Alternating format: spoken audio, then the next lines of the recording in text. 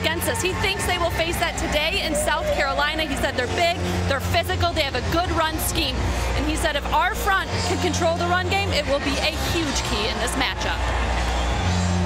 Well, Will Muschamp's Gamecocks won the toss and deferred their option to the second half. So they will put the Dogs on the field first in his 4th season at South Carolina, and still trying to get this program among the SEC's elite.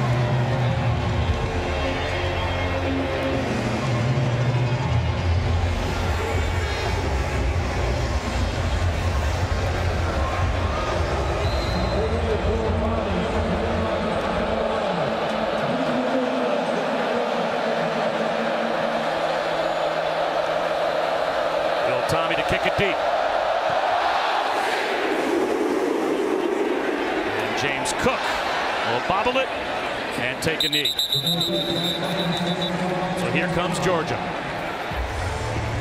And Dan, for a team that wants to run the football, it helps to have this group up front. Yeah, they are the traditional bulldozing Mauler type of offensive line. You see the weight, and they play to that strength. They are going to get a bunch of double teams, try to consistently change the line of scrimmage, and that's why they'll hand it off so many times. That group paves the way for DeAndre Swift, who is #1 in the SEC in yards per carry. He averages 7 yards every time he touches the ball on the ground. And they'll start with Swift. And just a massive humanity that moves the pile for about 4 yards on first down. They changed the line of scrimmage for their head coach. Well, and that's the way Kirby wants to play football. He wants to impose this Georgia football program's will. You can see it with the size of the offensive line. They come out with an extra tackle, playing the tight end position, kind of sending a message. Hey, this is exactly who we're going to be all day. First time in Georgia history that they are 5-0 for the 3rd consecutive season to start the year. From long throw, Lawrence Cager pulls it in, and he's got a first down. How about the keys for Jake Fromm? Well, for this offense, they've struggled a little bit the past couple of weeks. Let's go out and get some points early on. And listen, this is a team, we've talked about the run game. They're going to have to get the ball to the outside to eventually win this SEC title. South Carolina is going to play with some aggressive style on their back end defensively. As the quarterback for Jake Fromm, you make sure that you burn them in attacking those safeties. Now they've got 6 offensive linemen in front of DeAndre Swift. And they'll go play action off of it. Fromm, long throw to the sideline, and he connects with Tyler Simmons. Gain of 14, and another Georgia first down. See the feet right on the sidelines. Beautiful throw by Jake Fromm. Only where his guy could catch it, left foot down. Good completion, but I love the fact that they brought Simmons down in motion. We've talked about some of those outside guys really need to step forward. Well, they've struggled first man. What do they do to help them? Short motion, get the press off, and then it allows them to get that free release for that deep out route.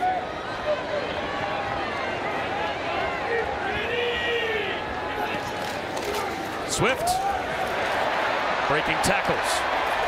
Powers his way down to the 42-yard line for a gain of 7 more. That's his per carry average.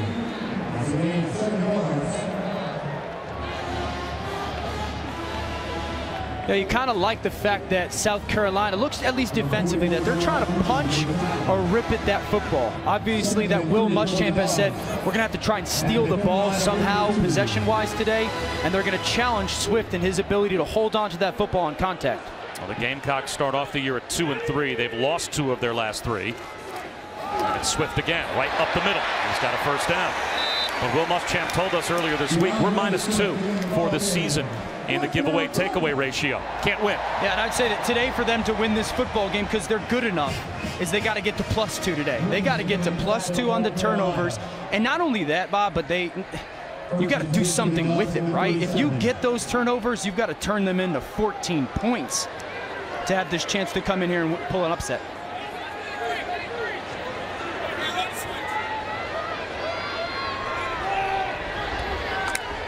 Swift trots in motion. Fromm looks his way, wants the check down, and he hits Swift. A gain of a couple. TJ Brunson Pretty good job in the open field on DeAndre Swift. You know, we talk about some of the great backs in college football, and obviously Jonathan Stewart at Wisconsin's brought up, and then people go, well, can he catch the ball out of the backfield? DeAndre Swift, to me, watching tape, is a guy that can do that more than people think or expect. Get him out, run some routes, beat the linebacker. Really nice job setting it up inside, breaking away. Little zone read to Swift. And here's a big chance for South Carolina now. You know they're going to sacrifice some yards between the 20s, but when you get this offense in 3rd down and medium, 3rd down and long, can you get off the field and get a stop? Yeah, and that's going to be the matchup today for South Carolina defensively on 3rd down, is how do you want to go after a kid in Jake Fromm who leads the country and starts? He has seen everything you want to throw at him. What Georgia likes to do is get empty backfield, and they don't even give Jake Fromm, hey, you've got to throw it here versus man or here versus zone. They give him 5 guys to throw to.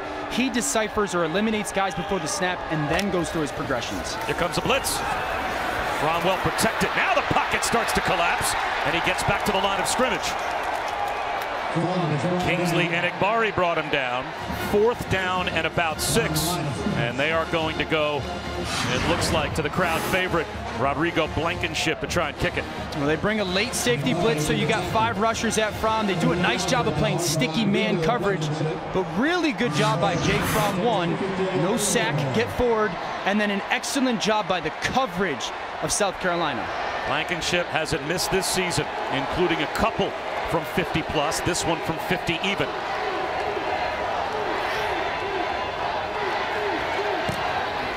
Certainly has the distance. And it's got the accuracy as well. Rodrigo Blankenship stays perfect, and the Dogs strike first.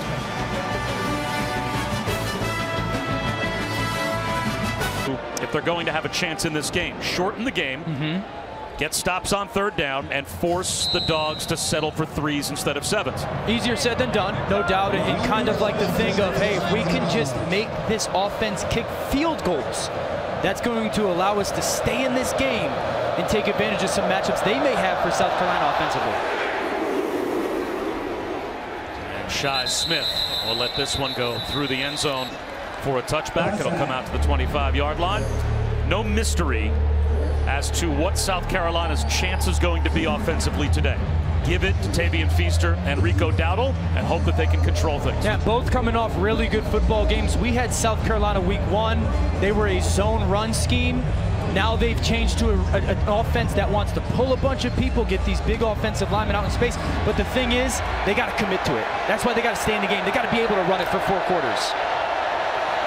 Sideways, if not backwards pass to Shi Smith. That'll be a running play. And that will pick up a yard. Tay Crowder came over to make the stop. Azeez Ojulari there as well. 2nd down and 9.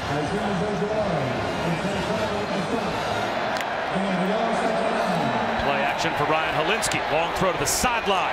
Up and over the head of Chavis Dawkins. How about the keys today for Helinski? Well, for the young freshman who's had some bright moments to start this season for himself playing, you're going to get some one-on-ones with the run game. You got to hurt Georgia in that.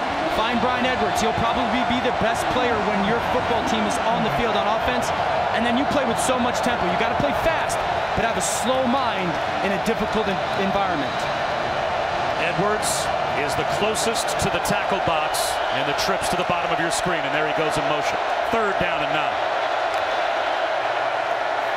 They set the screen up.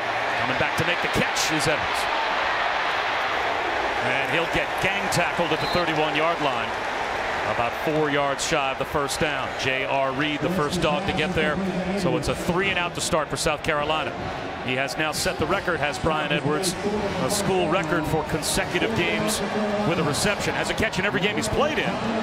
But conservative, as you would imagine, to start the game for South Carolina, and they go 3-and-out. Yeah, and that's a credit to Georgia's defense. I mean, Jermaine Johnson, number 11, came off the edge, really changed the throw from Ryan Helinski that made Edwards just step back, and that's what allowed the pursuit by Georgia's defense.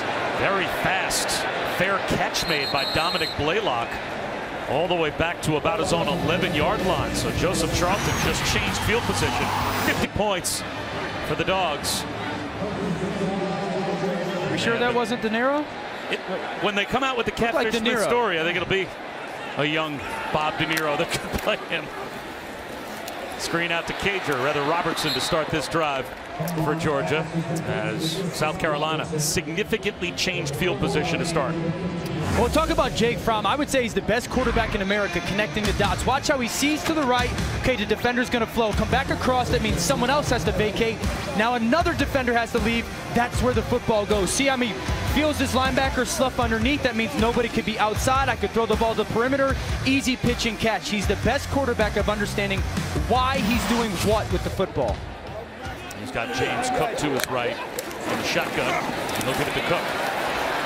Cook looks to turn the corner and gets strung out to about the 20-yard line, a couple of yards shy of a first down. 3rd and short after we check in with Matt Barrett. Good afternoon. Time now for the Carbacks Big Play Update. We'll check in on Illinois and Michigan. Hassan Haskins, tough run, 25 yards for him. First career rushing touchdown. Michigan up early, 7-0 over on ABC. All right, Matt, 3rd down and 1. As we approach the midway point of the first quarter. It's DeAndre Swift. It looks as if he edges his way just far enough to pick up the first down. But Dan, back to Jake Fromm for a moment. All the tape that we watched on him this week. Do you think he is the best processor of information of any quarterback in college football? There's no doubt about it. I would say that he is a professional with his mind already. You're not going to be sitting in NFL rooms and hear them talk about why he does. Well, why did you throw it? Well, I saw the safety go over the top and the corner came underneath and the defensive end went inside, so the ball had to go here. He's just really good at understanding, connecting dots at the defense and why I want to throw the football where I am. And Samir White gives him 2nd down and short after a gain of about 8. Zamir White, this is, DeAndre Swift is their guy, but this is the next guy for Georgia. Watch the physicality that he wants to run the football with. But I want to get back to Fromm talking like everyone references the offense, the style. But when you have a quarterback, you don't have to throw it 45 times when you know he's going to throw it to the right place all the time, right? You don't need to, because he's going to have way less misses, both mentally and physically, than a lot of college quarterbacks. Zamir White changes direction and loses a couple of yards, so it will be a 3rd down after T.J. Brunson gets a tackle for loss. Guys, after that opening drive, Jake Fromm processing where South Carolina is bringing the pressure from and going over it with his offensive lineman. He took a knee next to O-line coach Sam Pittman for the majority of that time on the sidelines and went over with each guy who they need to pick up. He sees everything on the field and he relays it so clearly to everybody else. That's what James Coley said. So it was Jake Fromm and Jimbo Fisher are the only 2 guys he's ever been around that knew where everybody was or needed to be. As Fromm is well protected here, over the middle, right through the hands of Eli Wolf, the tight end. Couldn't draw it up any better if you're Georgia. And the tight end dropped a wide open 3rd down conversion. Well, South Carolina defensively decides to play man again. Jake Fromm, another beautiful ball. And it's just Eli Wolf stumbling a little bit, falling away from it. You really want to go attack that football and catch it with your face mask. And a big drop for Georgia's offense, but credit South Carolina playing some man coverage and challenging these Georgia receivers on the outside. That's a big break for the Gamecocks. Let's see if they get some field position as Jake Camarda will punt. And that is a laser beam that's going to go over the head of Edwards. Will it reach the end zone? It goes sideways to the 7-yard line. A 67-yard punt for the sophomore, Jake Camarda. Wow.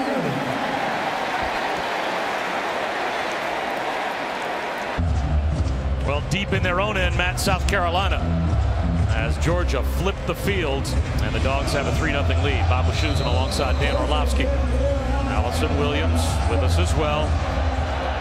Jake Camarda's career-long 66-yard punt in South Carolina deep. Rico Dowdle looking for a cutback lane. That's a good run. Now close to the 13-yard line to pick up 6. Well, they bring double pullers, and watch Dowdle's patience, right? He's waiting. Okay, where's my puller? Where's my puller? Put my foot in the ground and get north and south. Really good job by Dowdle, stringing it out, finding the seam and going. Dowdle again breaks a tackle in the backfield.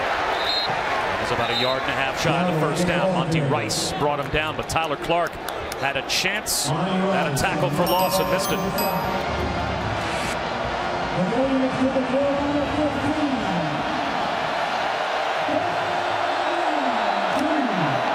Olinsky over the middle, tipped, and almost intercepted with a flag thrown to the secondary. Richard LeCount off the carom, had a chance at a pick. We'll have to check the marker. I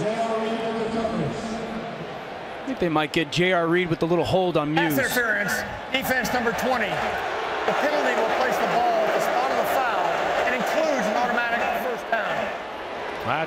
It's a shame we're bringing up J.R. Reed's name for the first time with a penalty call, because we sat with him yesterday as well, and what an impressive guy in terms of being the quarterback of this Georgia defense. Yeah, I mean, he's the guy who South Carolina plays with so much tempo. He's going to have to be the guy that gets the call from their defensive coordinator, Dan Lanning, personnel, down and distance. Then he becomes the communicator to everybody on defense within 6 or 7 seconds getting the proper call. Dowdle gets outside and gets wrestled down after a gain of 2 by Monty Rice.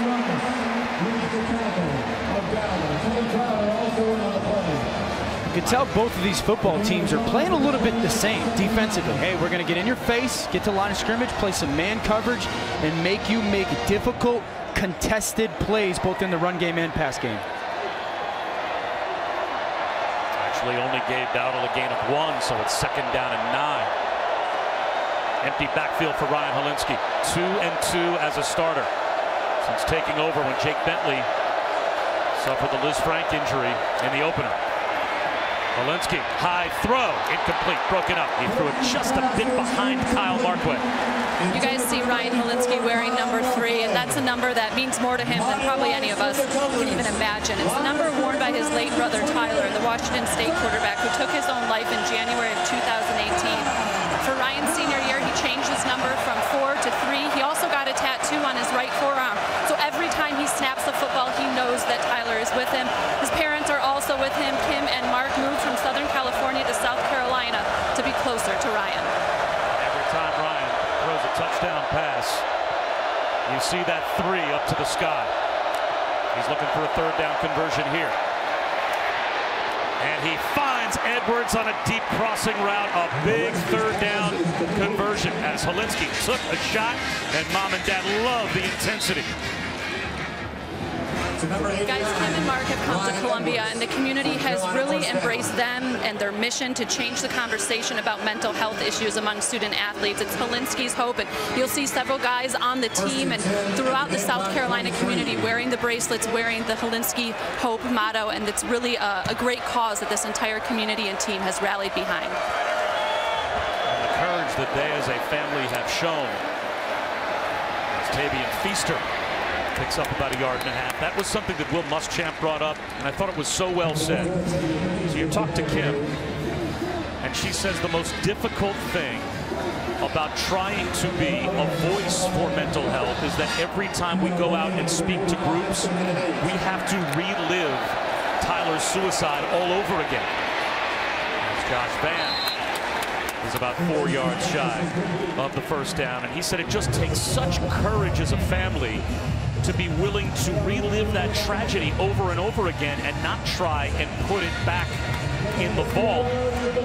But they have made that commitment as a family to do so in Tyler's memory. The most impressive part of it is there's a catch by Nick Muse, and he's got another first down. I think the most impressive part of it is a lot of people suffer tragedy, right? And they say things, but they never actually put the words into action. And the whole Hilinski family has not allowed it to just be wordplay. They have totally embraced it and put it into action. And I can't fathom, to your point, Bob, the courage it takes almost on a daily basis to consistently make that decision, right? And it's an incredibly inspiring experience.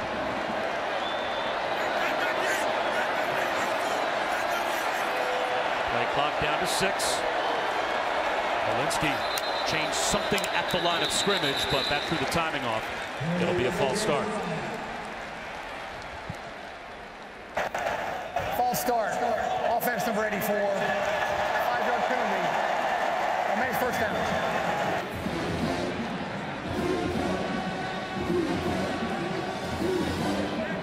couple of big third down conversions for a South Carolina offense that after a 66-yard punt were pinned inside their own 10-yard line. At the very least, getting across the 50, success on this drive. Play action for Helinski.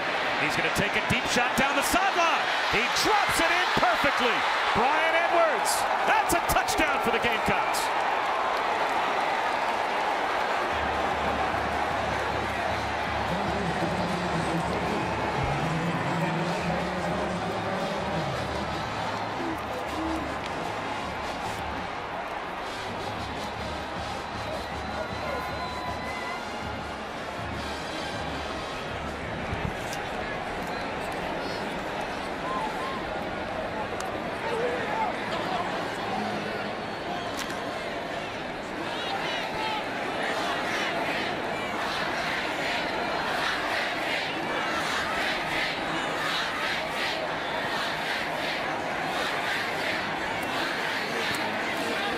It's a 93-yard touchdown drive to give South Carolina the lead. For the young freshman handling the environment, they move the pocket for him a little bit. They understand that Brian Edwards is one-on-one in man coverage. You go give the big ball down the field, let him go make the play. Family celebrates together. South Carolina on top. Defense stop a high-powered Penn State offense. Something's got to give in that game, and we saw Penn State last week get off to a really quick start and kind of get caught in the mud a bit. Yeah, they might have been looking forward after that 21-0 jump. Penn State's defense is just so good, and they got some playmakers on offense. That will be a big game in Kinnick. To the back of the end zone for a touchback from Will Tommy. Let's go back to Matt Barry. Okay, guys, we'll head to Knoxville to check in on Tennessee and Mississippi State. Tim Jordan from 15 yards out, and the Tennessee defense just picked off Mississippi State. They've got the ball up 7-0 on the SEC network. South Carolina, another SEC matchup against Georgia between the hedges, has the 7-3 lead. So now a little adversity to start the game for the Dogs. Let's see how Jake Fromm responds.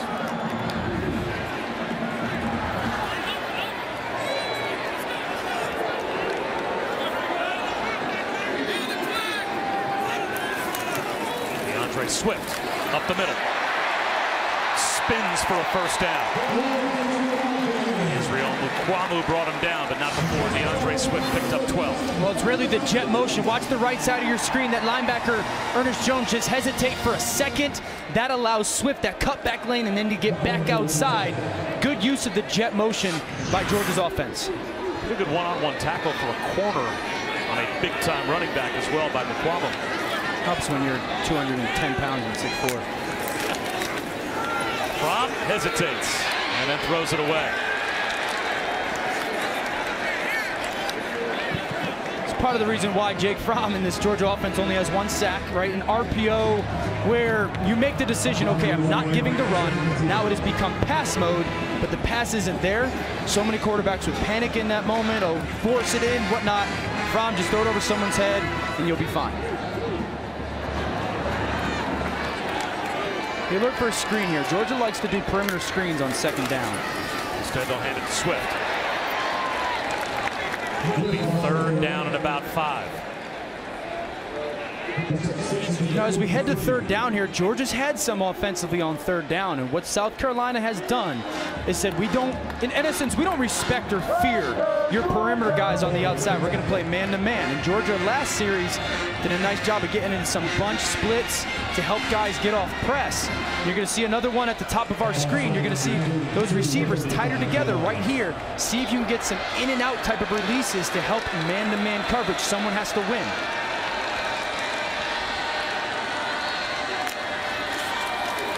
Fromm, pitch and catch to James Cook.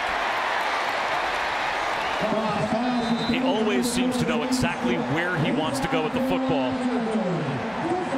Well, the big thing is they put James Cook on the outside as a running back, and South Carolina kept Israel Mukuamu out there, the cornerback.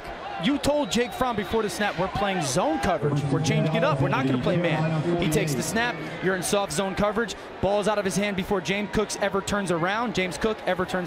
Easy first down. Play action for Fromm. Long throw to the sideline. The freshman George Pickens has a first down, picks up 10.5. And that should take us to the end of the first quarter. And it will. Georgia on the move. South Carolina with the lead. Wilson Williams set for the start of the second quarter. South Carolina with their longest scoring drive of the season. Put the only touchdown on the board so far, but now Georgia in business with a first down at the Gamecocks 37 to start the second quarter.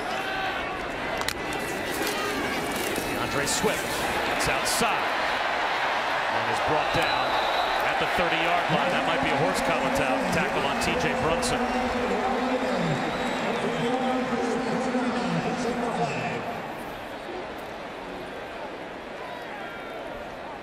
Personal foul, horse collar tackle, defense number 6. Half the distance to the goal, automatic first down.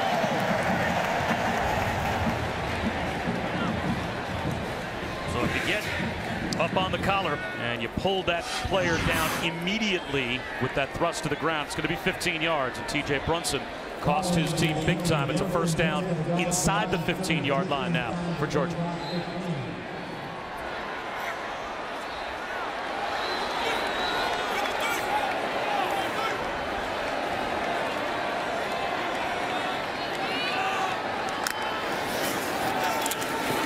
With a shoulder fake. Sidearms one. Down inside the 5-yard line to Blaylock. It's first and goal. That's a quarterback getting to number 3 in man coverage. They try to double move. That wasn't there. He came to number 2, crossing. That's not there.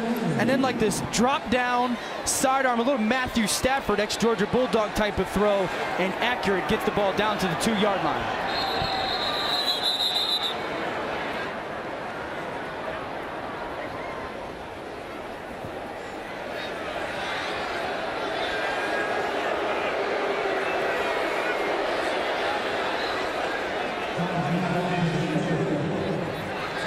Say that Blaylock was down at the 4-yard line.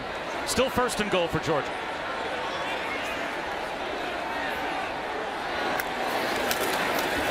DeAndre Swift turned back at the goal line. It'll be second down and goal at the 1. R.J. Roderick, the safety, came up to help. Now watch number 10 right side of your screen. Watch Roderick, the safety, with the help of Ernest Jones, number 53. Both get low, gain leverage, and make sure Swift and his legs can't get in. Another try for Swift. And he's in this time for the Georgia touchdown.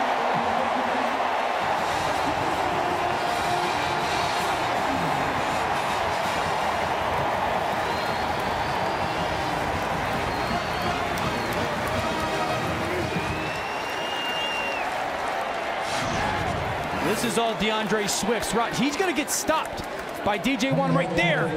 But the strength to get into the end zone, leg drive and power. So it gets that touchdown for Georgia. 10 touchdowns last year for Swift. Already 5 rushing touchdowns now this season. The 180th consecutive made point after for Rodrigo Blankenship. Makes it 10-7 Georgia. As good a scene as there is in college football between the hedges. Georgia takes the lead, 10-7.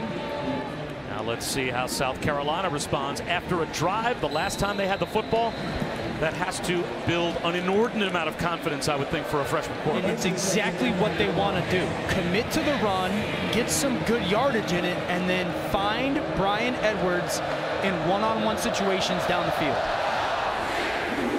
Blankenship through the back of the end zone. Back to Matt Barry.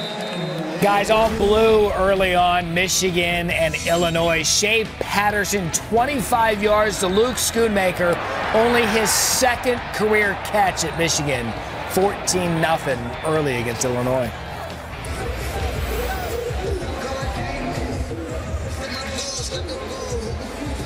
Ryan Helinski, about as flawless as could be on that last drive. Starts off with a straight drop back on this drive. And over the middle, he's got Edwards. And Edwards has collapsed at about the 31-yard line, but picks up 6.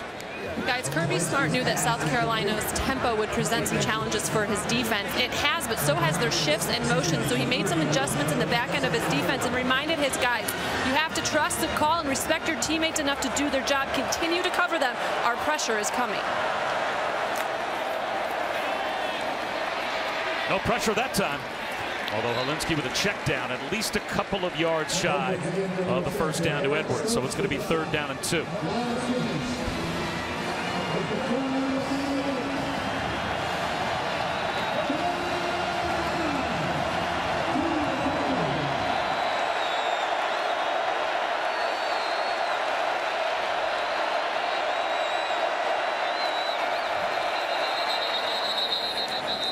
Timeout called by the Georgia sideline just before the snap. Timeout, Georgia. First timeout of the half. A big 3rd down when we come back.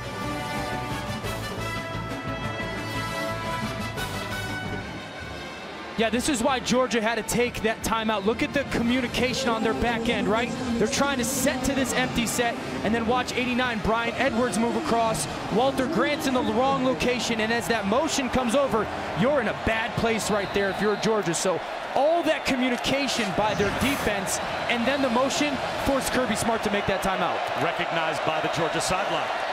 Helinski, sliding attempt on 3rd down and short, is on time for Nick Muse. He's got the first down. Helinski holding that left knee, slow to get up. He took a shot, limping back into the huddle.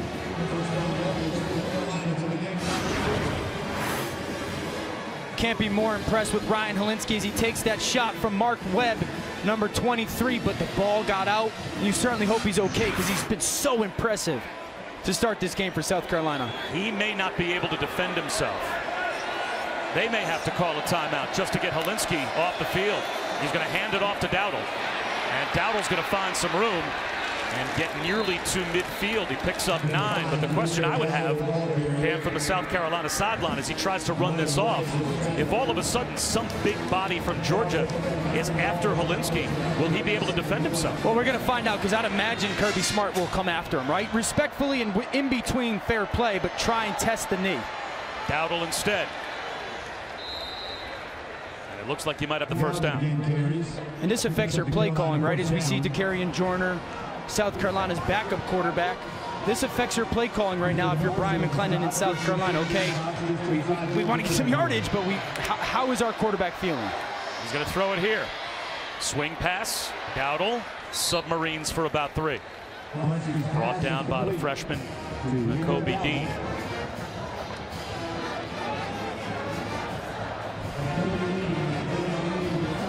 You know, like I said, I'd expect Kirby Smart to pressure him. Let me see if you can move on a knee that might have been banged or whatnot. Tavian Feaster grinds out about a yard. Ryan Helinski's got 8 straight completions going right now, off to a 9-11 start. But they are faced with another 3rd down, 3rd and 6. Cox with 3 for 4 on 3rd down.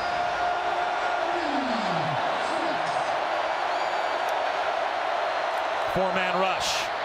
The catch made just shy of the first down by Markway. But he reaches the ball out, and they're going to mark him a half-yard shot. I'm not sure if he was down. This may be a spot they want to review. He's not down. They're going to quarterback sneak it with flags everywhere.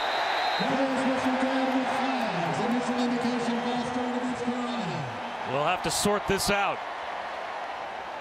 Prior to the snap, false start, offense number 76. 5-yard penalty. It remains 3rd down. And that's why tempo sometimes hurts you. Like, there's more that you can gain from not going fast than you can gain from going fast. If you felt, because it's on your sideline too.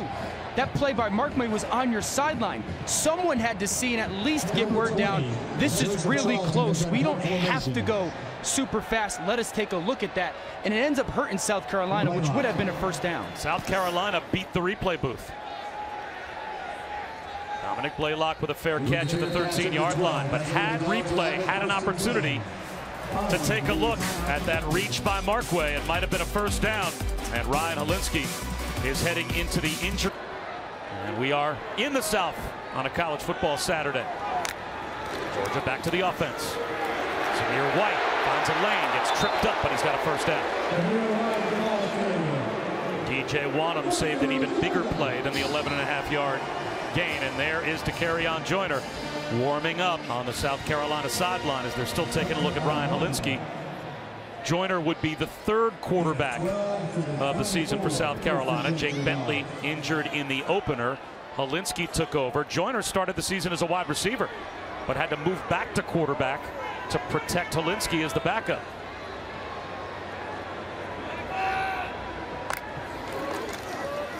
White, this time met right at the line by Ernest Jones. Still, he's able to power forward for about 4.5 yards.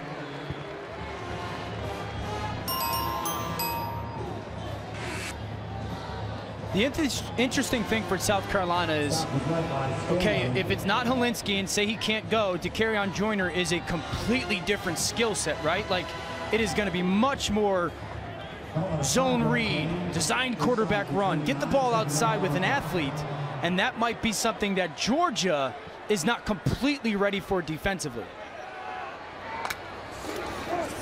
Again, Samir White. And again, it's a Dogs first down. Samir White again on the carry. Now you talk about changing the line of scrimmage. Just watch the red where the ball snapped, and then the change of that line of scrimmage. First contact's 4 or 5 yards downfield. This Georgia offensive line is maulers. Fromm with all day. Throws it behind his intended receiver as he tried to find White. Ernest Jones was there in coverage. Second down at 10.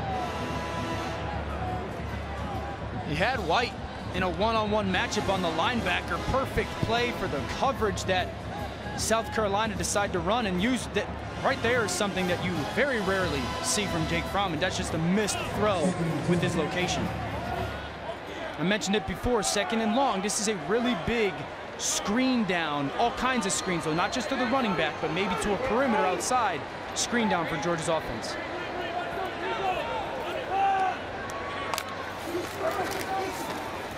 DeAndre Swift this time. Pulled down from behind, shy of the 40-yard line by Kobe Smith. So it's third down again. I've got to imagine that South Carolina and Will Muschamp are going to line up and play man coverage here. They played soft zone last time, didn't work. Jake Fromm picked them apart. I expect them to get up into these receivers' faces and play some man coverage. And for Georgia, finding someone in a matchup that you like to win. Low snap. Fromm up the seam, trying to scoop it up as Cager. And on the field, they will say that is a clean catch, though Cager comes up hurt. Nice job by Cager going down, getting those elbows together to make sure that ball never got the opportunity to squirt through. Picked up 18 yards, but now Lawrence Cager, who has probably been the most consistent wide receiver and biggest downfield threat for Georgia, he's on the sideline. While on the other side, Ryan Hilinski's on the bike, trying to stay warm for the next possession for South Carolina. Fromm, again well protected, takes a shot down the sideline, incomplete. Laying out was the freshman George Pickens. He's second and 10. Listen, Pickens is going to have a really nice career here, but watch him widen right away. Like, the first thing he does is go towards the sideline versus J.C. Horn, and there's nowhere for Jake Fromm to throw that football.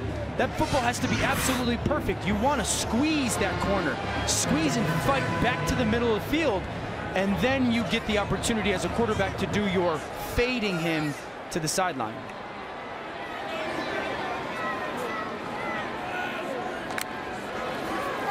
Swing pass to Cook.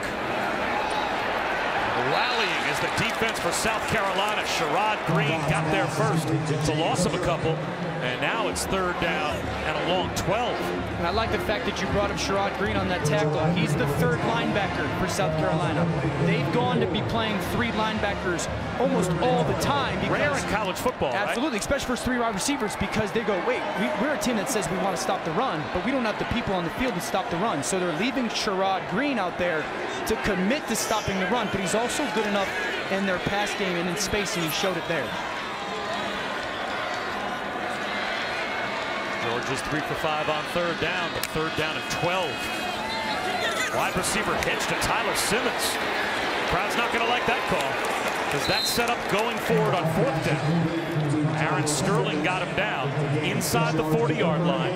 This may be just out of the range of Blankenship. That might have been a design play, knowing you're going for it on fourth down. I think they're going to get up to the line of scrimmage and try and get, if you can get South Carolina to jump off sides here. Well, they can't get a first down, even with an offsides call. It's 4th and 6.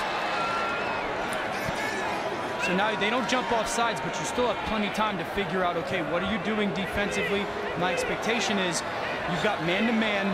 You find a matchup that you like, maybe at the bottom of your screen. Gamecocks bring a blitz. Fromm slings one down the sideline, incomplete. Trying to find Demetrius Robertson. South Carolina gets a stop on downs. 5.5 minutes to go in the first half, and the South Carolina defense rises up.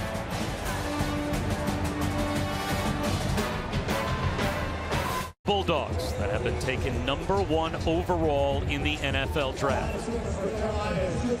Can you name them? We'll have the answer coming up a little bit later on.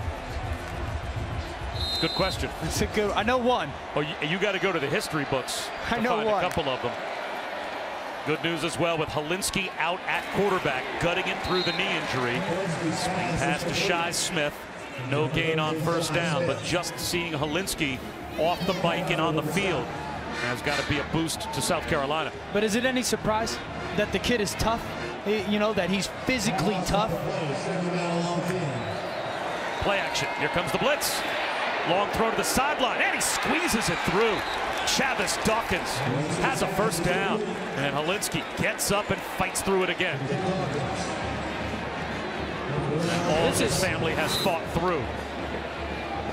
Takes the shot, and that is not normal for any quarterback, let alone a freshman, to throw. You take that shot, and that ball was thrown 3 steps before the receiver was ever looking for it. Ryan Helinski, listen, no longer a freshman, right? He's not playing like one. Go Dowdle finds a cutback lane in the secondary, and he's got a Gamecocks first down and a gain of 13, brought down by J.R. Reed.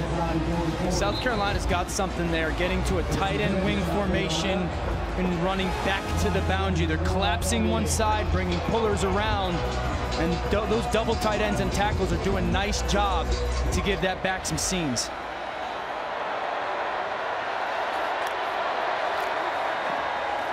Committed to the run.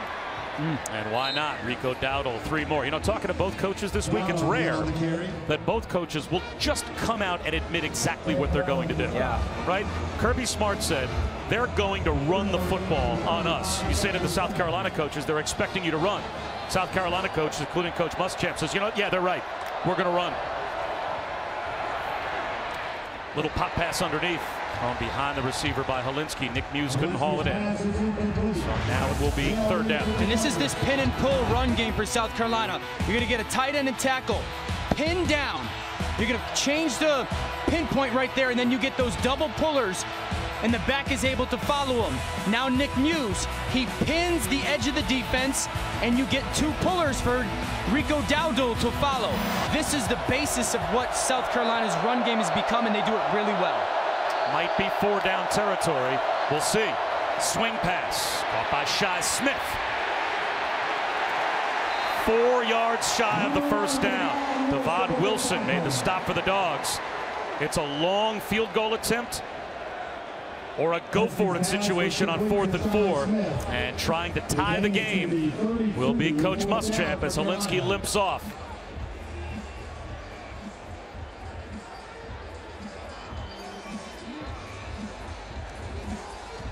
Parker White, 7 of 9 on the season, has only misses this year from 50 and 53.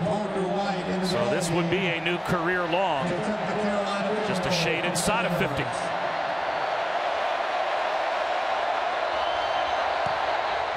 It's got the distance. It's got the accuracy. How about that? A new career long for Parker White. And we are deadlocked with 3 minutes to go in the half.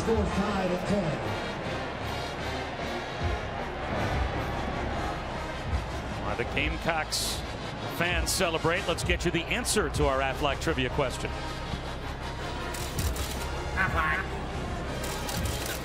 Who are the 4 Georgia Bulldogs to be selected #1 overall in the NFL draft? Herschel, of course, not on that list. If you know anything about the USFL, all the way back to Frank Sinkwich in 1943 through to an old teammate of yours, Matthew Stafford, taken #1 in the draft. Someone would say I got Matthew drafted #1 overall. Did you? Yeah, I mean, certainly not on purpose. Gotcha. But because of being part of a really, really substandard and poor 2008 team. So you're saying that the brass for the Lions said to themselves, we think we can get better at quarterback? Shocker. They take the most talented kid in the country. Wow. So, you know, I've known him for a long time. He hasn't necessarily thanked me for that, which is odd. Just so you know, next year, I'm not expecting Matthew Stafford to be next to me in this booth. Yeah. He's not replacing you on this job. I do not think that's breaking news. Kickoff. Zamir White and James Cook deep for the Dogs. Gamecocks, heavy underdog by more than 3 touchdowns, are more than making a game of it. Let's see what Georgia does before halftime with 3 minutes to go after we check in with Matt. All right, Orlovsky, quit being so hard on yourself. Coming up with the Lexus halftime report, a little deep fried football down in Texas. We'll check into the Red River Showdown. Plus Tennessee trying to get a win at home. Plus who needs to be on upset alert this afternoon? Jesse Palmer, Joey Galloway join me coming up on the Lexus halftime report. All right, Matt, all we're ever worried about with Orlovsky is the depth of the booth, Matt, in case you're wondering. Just want to make sure he knows where the rear boundary is and how much room he has. Well done. Really well done. Proud of your effort there. Thank you. DeAndre Swift picks up 5 on first down. Guys, South Carolina loves the toughness they're seeing from their defensive line against this massive Georgia O-line. They're telling them they have to continue to be the more physical group, saying they're tall, but we have to get low, keep our hands inside, and win the war of wills up front. It's been a great start for the first few minutes here. They need to get that same level of effort and toughness for the full 60 minutes. Well, part of that is helped by number 3, Javon Kinlaw, who might be one of the better SEC defensive linemen, and then Aaron Sterling, kind of old school throwback players. They'll do it dirty, they'll get physical, they'll make it a nasty football game down low inside. So not only are they talented, but they've got the mindset to kind of go and counter against this Georgia offensive line. And that was Kinlaw at the bottom of the pile with the stop on Swift after only a gain of a yard. So now it's 3rd down and 4. And this is the down that is really slowed Georgia down offensively in this first half, is not being able to do anything on 3rd down in man-to-man coverage. They've got to find a way to get some stacks, some bunches to help releases, to get hands off from these defensive backs. Play clock at 4. 4-man rush. Fromm slings one into traffic, and a terrific catch made by Lawrence Cager for a first down, a gain of 10. Really nice job by Jake Fromm moving in the pocket, finding the man-to-man that had a chance to win Cager with a tough contested catch. And now with 2 timeouts, playing with tempo is Georgia. That forces South Carolina into a defensive timeout.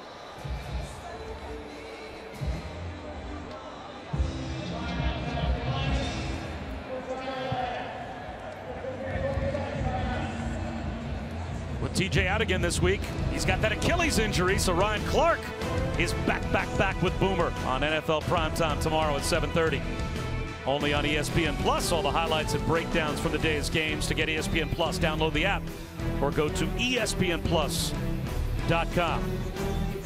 What has surprised you the most about how South Carolina has gotten this game tied? Well, I would say their run game. I figured they would want to run it, but this is a almost dominant run defense for Georgia, and so you never know, are you actually going to be able to do that? So that's been a little bit surprising. I've been blown away by Helinski. I shouldn't have been because of what I saw in tape.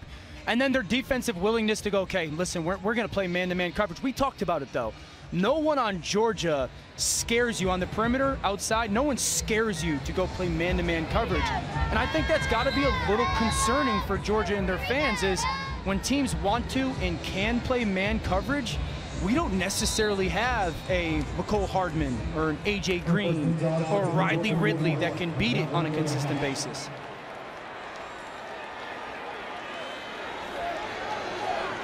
That's Cager one-on-one at the top of your screen. Rom instead looks to the wide side and finds the freshman George Pickens. But South Carolina has played this defensively like an NFL game, haven't they? Keep it in front of you, no big plays, shorten the game. Georgia using clock here, and it just keeps the game low scoring and you stay in it. Rom slings one to the sideline and it's intercepted by McQuamu. He's down the sideline. Long strides to the pylon for a pick six.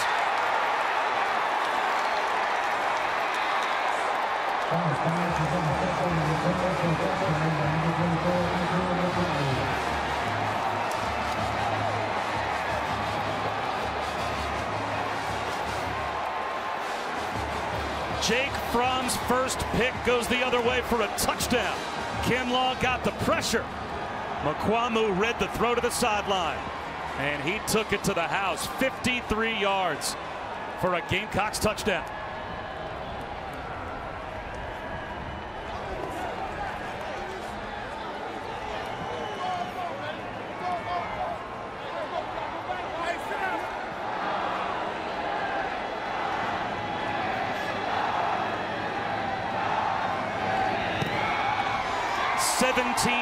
South Carolina.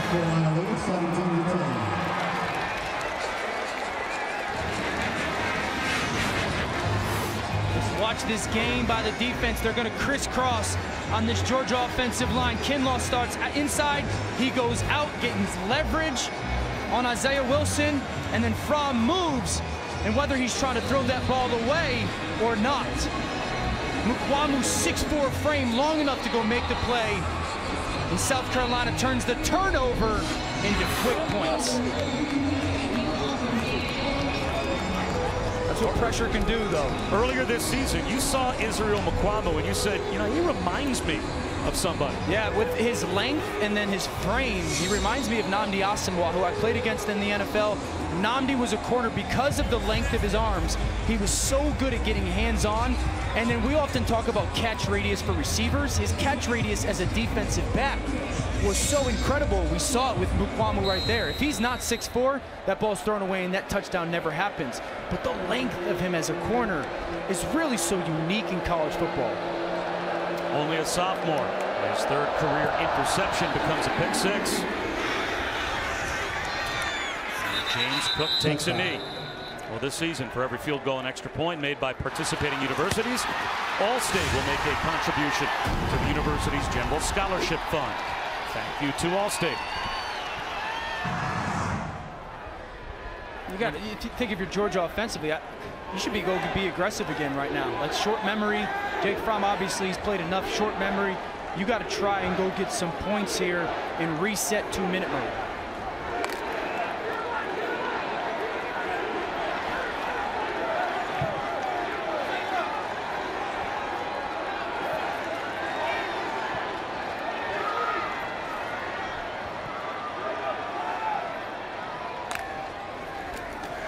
DeAndre Swift, plenty of room with South Carolina expecting pass. And he blasts up the middle for about 14 yards. That stops the clock with the first down. Still 2 timeouts for the Dogs. Fromm with a shoulder fake. Now he's out of the pocket. Long throw up the seam and it's dropped. George Pickens couldn't scoop it off the turf top. Check that. DeAndre Swift was trying to haul that one in and just couldn't pick it up. Saw Swift do that in an earlier game. I think it was against Tennessee. He's just a traditional check down really good feel to go downfield because the linebackers playing underneath the offensive line gave Fromm a ton of time.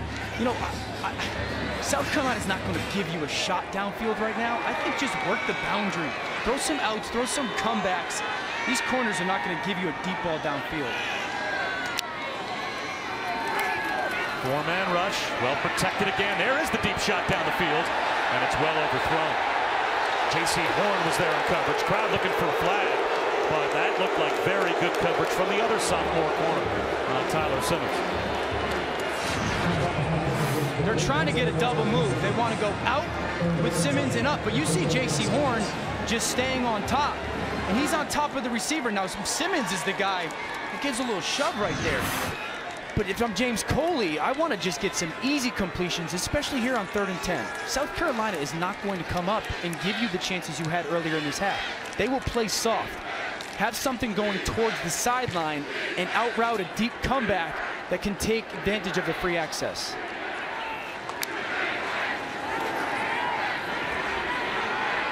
Fromm over the middle. That's a first down catch.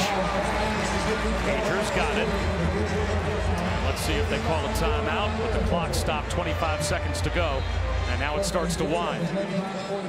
And now they will call a timeout. Just a little too much time is going to come off the clock there, even with it stopping, and Cager having to shake off, I think, the earlier injury that he suffered on that deep comeback down the left sideline.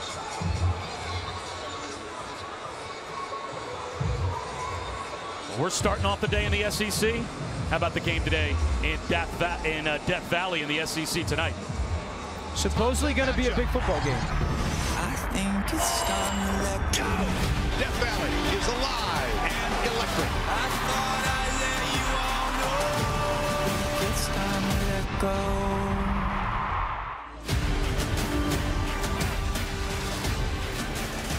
Yeah, like I was saying, supposedly going to be a big football game. Florida's defense, you know, I'm excited to watch Florida's defense, who we also had again earlier this year. I don't think anyone's really gotten in the face of the LSU receivers. We're seeing it here with South Carolina's defense today. Get in the face and get physical with them and not give easier throws. And Florida will do that. Marco Wilson, C.J. Henderson, Sean Davis, they will get in the faces of these LSU receivers and challenge them, I really think, for the first time this season. And you think Florida might win that game outright? I do, because the defense and doing something to LSU that they haven't really consistently had done. And then I'm a Dan Mullen, Kyle Trask combination believer. I think that they're good enough to handle the environment. That's Dan Orlovsky. I'm Bob Wischusen.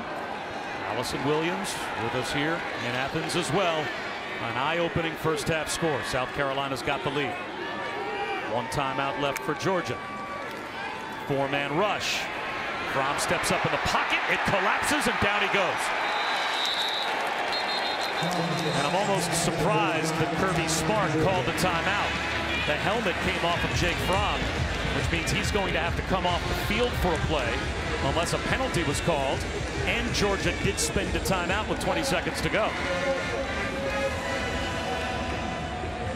This is really certainly a coverage sack. But really what's going on is Georgia's trying to hit the home run every play, and South Carolina's playing soft, and there's nowhere to throw the football. And then that defensive line rush for South Carolina, because this coverage is so high, they're getting enough time to get home to Fromm. Now, because Georgia called the timeout there, Fromm is going to be able to stay in the game.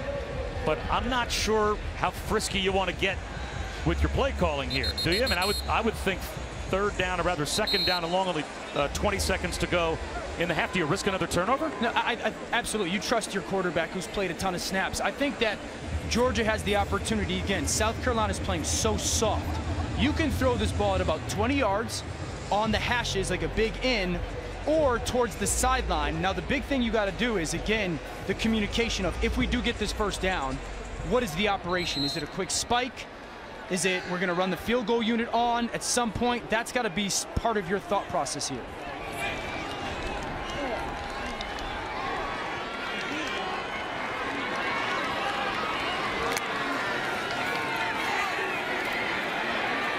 There's the throw to the sideline, and that will stop the clock. George Pickens gets them into field goal range. I think here you come up and stop the clock immediately with the spike, and then you determine what you want to do on second down. There's the spike.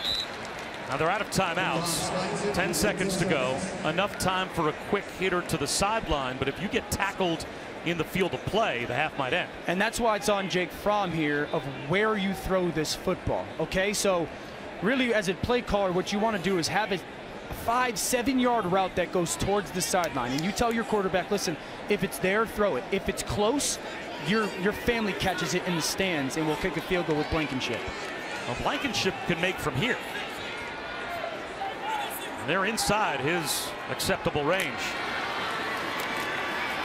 There's the throw to the sideline. Taking no chances on anything but the clock stopping. And it looks like they're going to run Blankenship out now.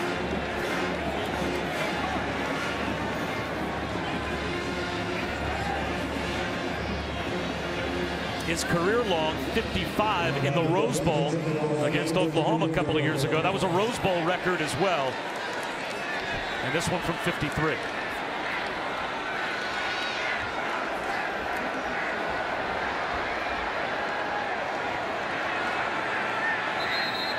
Timeout called by Will Muschamp.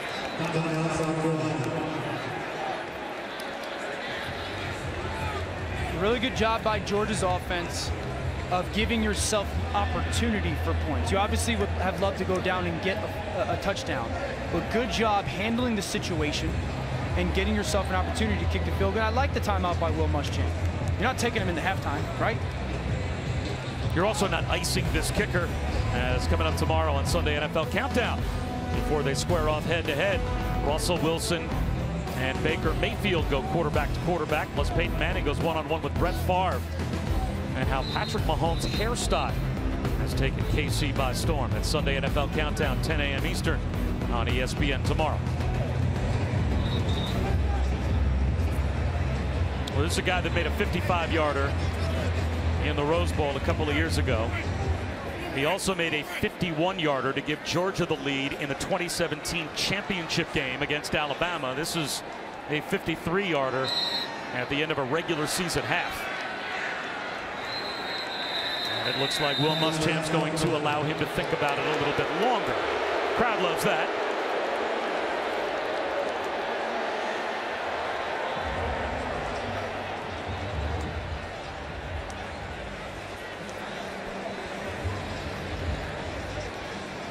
I don't mind the timeout. I don't. I mean, there's no point in keeping them. I understand Blankenship is a, well, I guess you can call him a generational kicker, right? I mean, he's that good. He's that good. Listen, you always force athletes to think about the moment. And I'm sure he's got his routine. You can see him on the field going through his routine like the timeouts never happened. That's what great players do. But it's a good job by Will Muschamp going, okay, there's no point in me keeping these timeouts. He was a walk-on until Kirby Smart put him on scholarship a couple of years ago before the Notre Dame game. And Kirby asked him, just tell your parents, keep it to yourself. Well, then he made what turned out to be a game-winning field goal.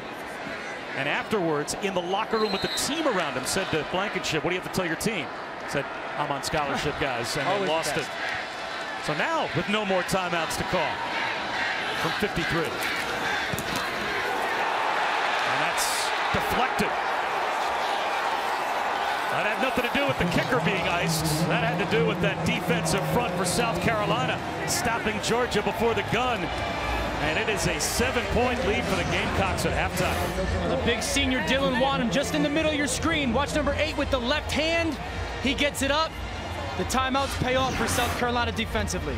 What a first half. What will we have in the second half? We'll find out right now. Time for the studio and the halftime report.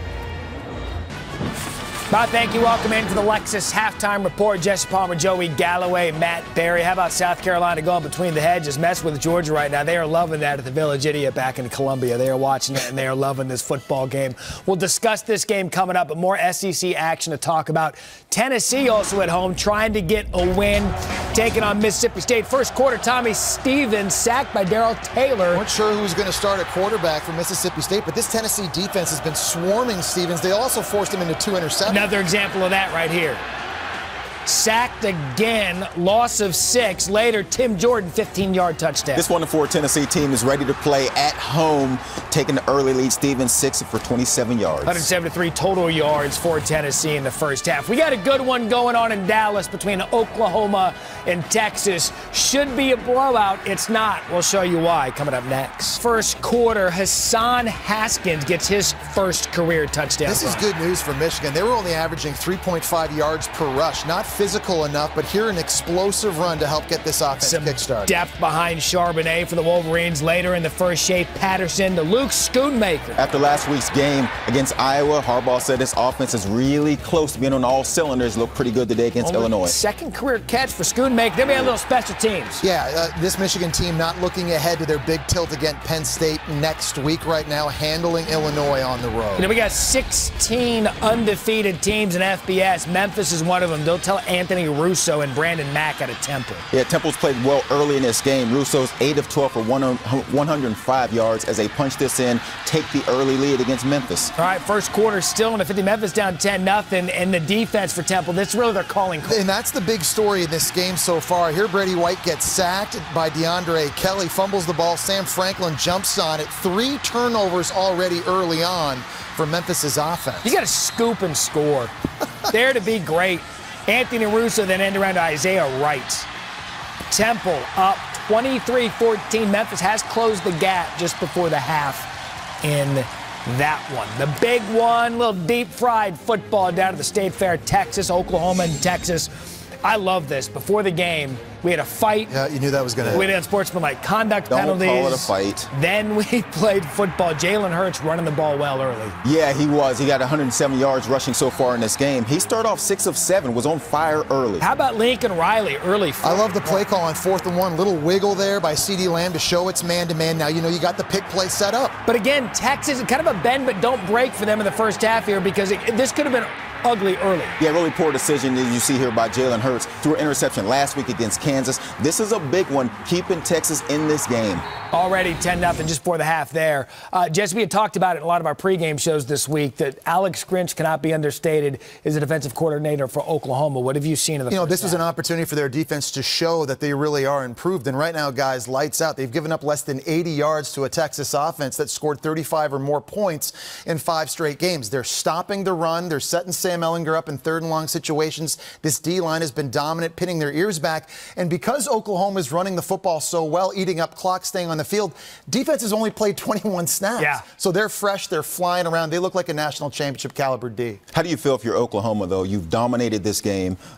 Texas can't move the ball. You've moved up. You're only up 10-0. Yeah. Jalen Hurts is killing them running the football.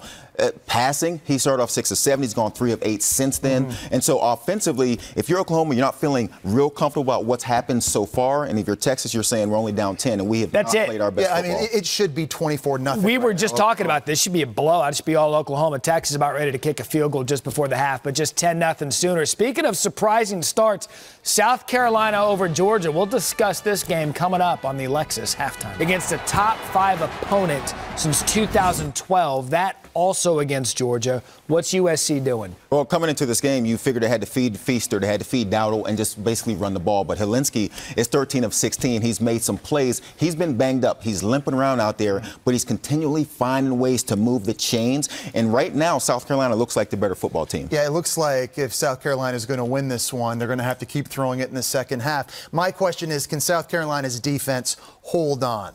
And they've done a really good job in the first half. They're not giving up any explosive plays. They're forcing Jake Fromm in this rushing attack of Georgia to have to drive the field to get points. We know about all the game breakers Georgia has, especially number 7 in the backfield, DeAndre Swift. Can South Carolina continue tackling, getting hats to the football? The pick 6, the biggest play of the game so far, they might need another takeaway, maybe 2 in the second half, I think, to ice this on the road. I'll tell you, at least in the first half, the physicality with which South Carolina is playing, they're going toe-to-toe with Georgia, at least up front, defensively and offensively. And that's their only chance. They have to hit in this game because Georgia's so physical. You mentioned Swift, the way he runs the ball, and that is typically what Georgia does. They run it well, and Fromm is more efficient. He's only 14 of 23 in this game. But again, second half coming up, and we've seen Georgia come back and look like a different team in the second half. I think Helinski, too. I just think the moxie he has and what he's showing this football team right now, as Joey mentioned, playing banged up, on the road, throwing strikes into small windows down the field. I don't know. There's a different energy on the Gamecock sideline. Feels weird, yeah. It feels weird on the road between the hedges. I'm just saying. Georgia's won 15 straight against SEC East opponents. This second half is going to be fantastic here on ESPN. And what is a marquee day of college football, especially on our nightcap with LSU and Florida. Let's check in again on the Big Ten. Maryland, Purdue, Jack Plummer to David Bell. This is a Purdue team, as we know, banged up. Eli Sindelar, their starting quarterback, out. Best wide receiver, Rondale Moore, out. But still, they're fighting. Don't you tell King Doru that 4-yard touchdown. Purdue surprising up 13-0 early. Second quarter, more Boilermaker, Plummer to Milton Wright. Yeah, Maryland has hung around and got back in this game, but then it's the big player Purdue. We haven't seen this out of Purdue. Just lost to Penn State last week, got blown out. But offensively, they're finding ways to make these big plays. Maryland finds their way back in it here. 61-yard TD run by Tyrell Pigrome. Yeah, listen, Maryland has their own quarterback issues as well. Josh Jackson, he gets hurt last week against Rutgers, so the backup Pigrome in, and he's showing you he can hurt you running the football as well as throwing it. All right, 23-14, Maryland closed the gap a little bit. That just before the half. Again, notable games today, some big point spreads. Clemson laying nearly 4 touchdowns. Notre Dame double digits against USC. Iowa 3.5 at home. There are some big games with numerous implications. So quickly, gentlemen, Joe, I'll start with you. Is there a team that perhaps you need to look at that slate and put on upset alert? I think it'd be easy to say that Iowa could be favored in that game. Nate Stanley had 0 interceptions coming into the game against Michigan, throws 3. You don't expect the senior quarterback to play the same way at home, at night, in a big game. And so Iowa definitely has a chance to knock off Penn State. I'm watching Florida quarterback Kyle Trask in this game on the road at Death Valley. He's not 100% with the knee injury. Can this Florida offense avoid turning it over? They've had 13 giveaways already this year, and we know that Trask likes to hold on to the football. I don't know if LSU has a pass rush. Their 2 starting defensive ends might not play in this one. So if Florida can avoid the TOs, their defense makes a couple plays, maybe, just maybe, Florida's got a shot. That's also a big line. Each of the last 5 contests between those 2 teams decided by 1 possession. Line is big. The outcome hasn't dictated that. Their second half prediction. Does South Carolina hang on, Joey? Nope. Jake Fromm will not do this again. Jesse, what do you got? No, and I think Georgia's defense, I think, stiffens up a little bit against the pass. I think the Bulldogs pull away. All right, we'll see you after the game. Back to Athens after this.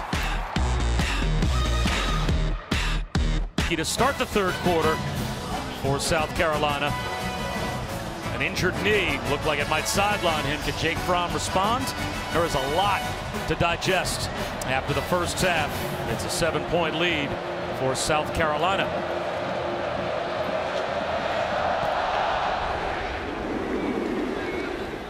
And the Gamecocks will start with the football.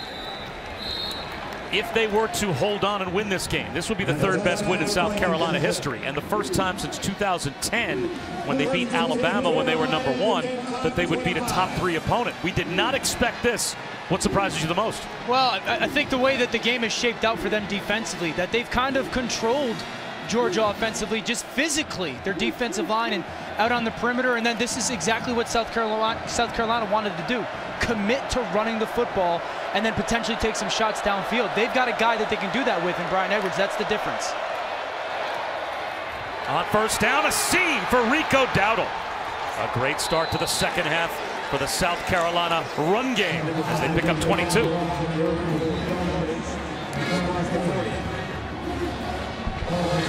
If they can run the ball effectively, could there be any other formula that's better for a gimpy quarterback?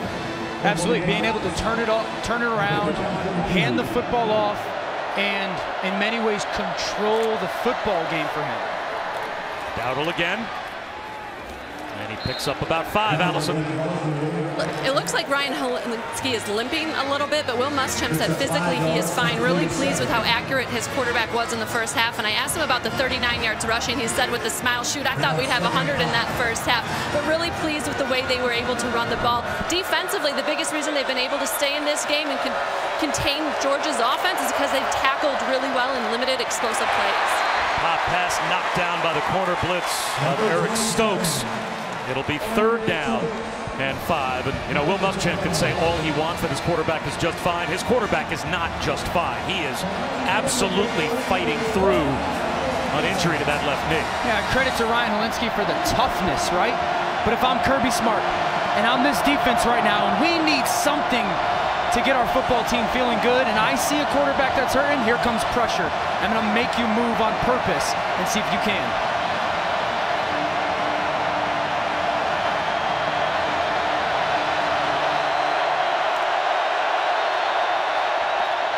Tipped ball up in the air, bounces around and falls incomplete.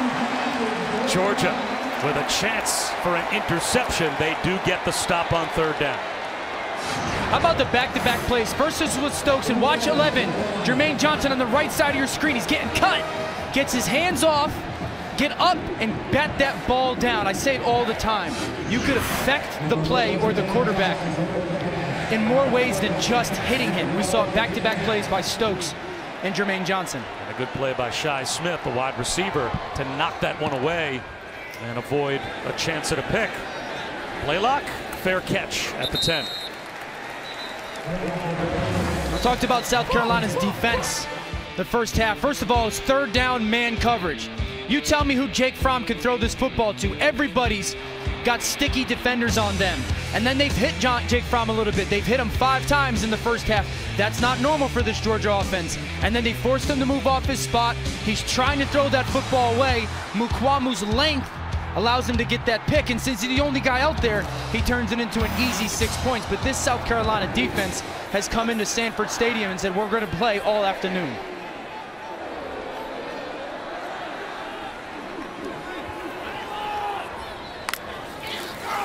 DeAndre Swift breaks a tackle and picks up about 3. DeAndre Swift off here.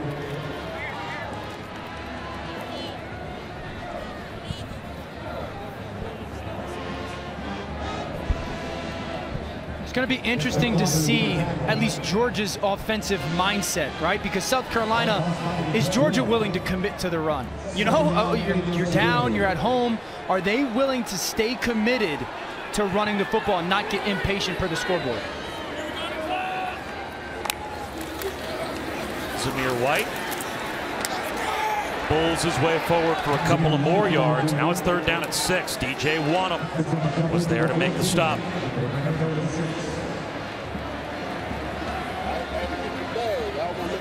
Now they'll roll Swift back in at tailback. I talked about early in the first half and just coming to the start of the second half, South Carolina playing man-to-man coverage. Look at this matchup right here. See if they get a stack, maybe move Wolf down. See if you can get some rub releases for these receivers. Fromm well protected, inaccurate on the crossing route, but a flag thrown. George Pickens tried to climb the ladder as Fromm airmailed him. We'll have to check the marker.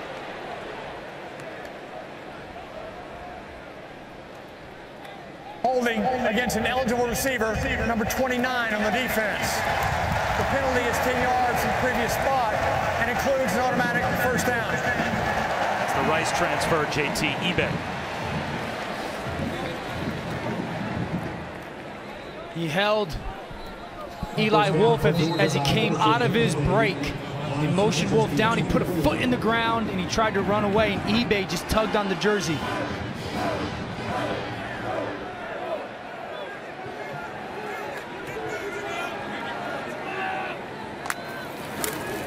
Play action. Pitch and catch to Robertson. Fights his way for a first down. eBay made the stop.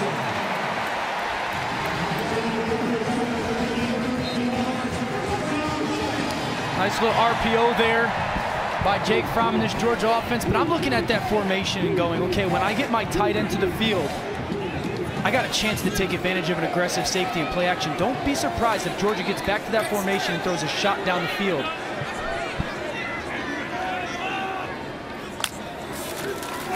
We'll give it to Zamir White here, and he is wrestled down by Rick Sandage. Gained a yard.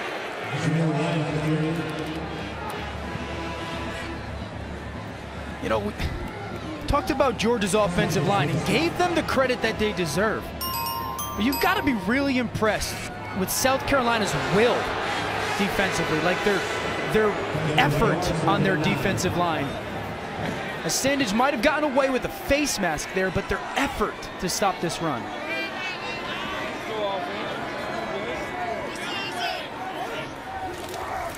Zamir White across the 40-yard line for 3. So South Carolina forces another 3rd down. Georgia's 5 for 8. Ernest Jones made the stop. And so Georgia did a nice job. Their initial 3rd down of this second half, they got into a little bit of a bunch set, motion the guy down, it helps them pick, and you got crossers. You've got to continue to think that way if you're James Coley and their offensive coordinator, that South Carolina's just going to come out and play man coverage. They rush 4. From out of the pocket, being chased to the sideline. Coming back to make the catch is Robertson, but it's ruled out of bounds. Short of the 1st down, even if he had held on. Yeah, Fromm's forced to leave the pocket because of the coverage. Robertson tries to go up, but obviously out of bounds. I've said it all game. This is about South Carolina's just talent on their back end. And going, we're better than you, and we're not going to let anyone get open. And Georgia, right now, offensively, they don't have a guy on 3rd down that they can draw a play up for.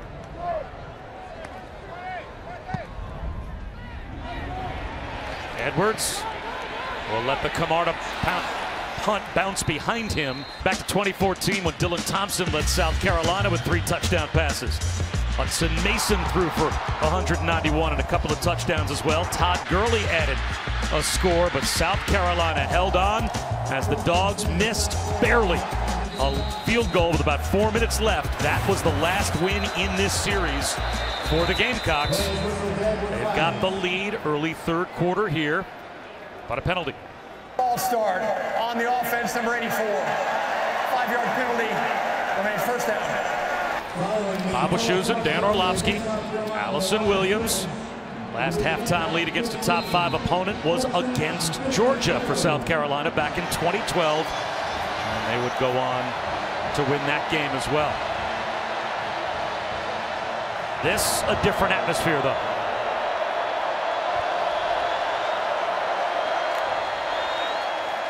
Helinski, screen, Shy Smith, no chance. Slow developing play, and that can't beat the speed of J.R. Reed, Tay Crowder, and the Dogs defense. So well done by J.R. Reed and Crowder. They saw the motion come over. The motion brings you to the football so often, and there was no hesitation. And now you get 1st down penalty, 1st down loss of yardage, and you're backed up and the crowd comes into it.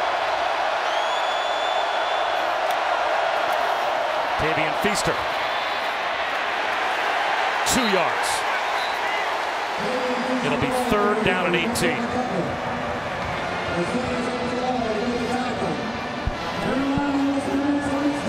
And if you're Georgia defensively, for Kirby Smart and Dan Lanning, I'm playing soft coverage. I would anticipate South Carolina doing 2 things. They're going to run the football, or there is going to be some kind of a screen. I'm not going to give you anything easy. Play some zone defense, come up, make the tackle, and take advantage of the field position. There's the screen. Brian Edwards has it. And Georgia with a flag down, rallies to the ball, but Helinski is down on his back inside the 5-yard line, and the flag comes out.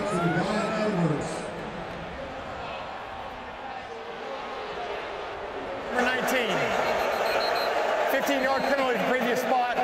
Excuse me, tacked on the end of the run, 1st down. Wow, not only is Helinski down, Brian Edwards is down as well. Georgia roughs the passer, so South Carolina still has the football when we come back. But look at the 2 guys they may be without. Mom Kim's going to come down while Dad waits up in the stands to check on him. Here's what happened. Well, watch Adam Anderson here and then Cedarius Hutcherson. As he pressures, Hutcherson's going to stick his right leg out, and that trips Anderson right there. And that's really what forces what looked to be a dirty play, right? A cheap shot play, but it was not an intentional thing. Certainly doesn't look like it because of that trip. And on the same play, Edwards went down as well. So now it's DeCarrion Joyner taking over at quarterback. Tavian Feaster will bob and weave his way for about a yard, but this is a player, DeCarrion Joyner, that began the year at quarterback, and because of the injuries not only to Jake Bentley, but that injury now to Ryan Helinski, Joyner becomes the third quarterback to play crucial snaps this year for South Carolina. He had been in the wide receiver rotation as flags fly. That'll be a false start. False start, offense number 50. 5-yard penalty, remains second down. So once again, Helinski is in the injury tent. I feel terrible for him, right? He's playing so well. You only wish and hope that he's okay. And now for DeCarrion Joyner, coming in as a backup quarterback, it's okay. What is my package? You certainly want 89 back in the game as quickly as possible. But what is my package? What am I good at? Little play action. Bootleg swing pass intended for Josh Vann, and threw it behind him. So, like, again, what is Joyner good at? Does it change our offensive philosophy or our plan for the rest of this game? And then for Georgia defensively, what is this kid going to do? Is it more of a run game for him? Obviously, 3rd and 15. You're going to be a safe play call right here for South Carolina, maybe quarterback draw, and Georgia needs to anticipate something like that. There it is. Tavian Feaster into the secondary. Are you kidding me? He's got a first down. Dan, you called it before the snap. If you're Georgia, watch out for the draw, and right up the gut, he picks up the first down. And that's on play call. South Carolina is spread out, and Georgia only leaves 5 guys in the box, 1 linebacker. The number one thing you should not do against a quarterback that can run, which DeCarrion Joyner is give just 5 people in the box and play cover 2-man on the outside. Rico Dowdle, a yard. Going back to that 3rd down, if you play 2-man versus spread out field and only leave 1 linebacker in the box, 4 D linemen, 1 linebacker, they're 5-on-5. You never play that versus a running quarterback on 3rd down. And when you say 2-man, that's 2 deep safeties and man-to-man on all the receivers. Yep. There's a screen to Vann. He gets a block. He gets to the 50-yard line and makes it 3rd down and very manageable for South Carolina. 3rd down at about 2. And now this is where the Joyner aspect comes into play, because I can't imagine that Georgia was super focused on the potential zone read quarterback pull on 3rd and short. Well, now with DeCarrion Joyner and his athleticism, it becomes much more of a possible play call for South Carolina. And now only 1 deep safety on 3rd and 2. There's the slant, incomplete, tipped at the line. Vann, the intended receiver. Eric Stokes was there in coverage. Guys, Helinski remains in the injury tent. I did see them take a bag of ice into him, though, which is never a good sign. However, Edwards had both of his ankles taped, his left ankle taped twice. He was trying it out, has his helmet back on, and it looks like he may be able to return to this game. Well, that's very important for DeCarrion Joyner, because for any future possessions, he's going to want his best player on the field. End over end punt from Charlton. Blaylock lets it bounce, and it takes the hop into the end zone. Fortunate for the Dogs.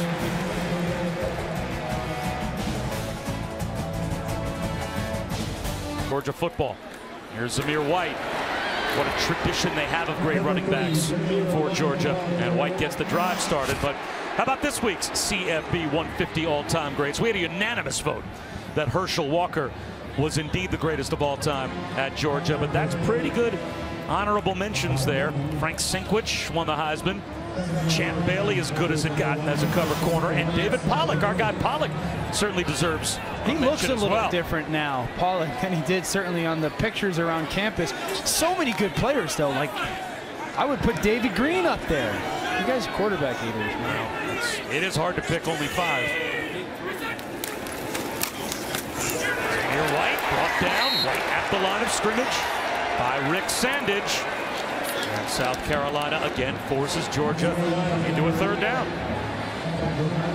There had to be some kind of miscommunication by Georgia's offensive line. As we see Ben Cleveland, who's the right guard, coming off. My imagination is I would imagine he should have gotten sandwiched there, but this is the story of the game. Georgia has to find a way as coaches to help their players win in man coverage. Motion down, get into some kind of stack, and get some free releases. Blitz coming. From one-on-one to his true freshman, George Pickens. Fights for the football on McQuamu, and he's got the first down catch. Really nice job by the freshman Pickens. One of the things I saw on tape was contested drops out of this receiving unit. That is a contested catch by Pickens. Strong hands on the big corner, but here's the thing again, another really difficult third down conversion. Nothing's easy right now for Georgia offensively.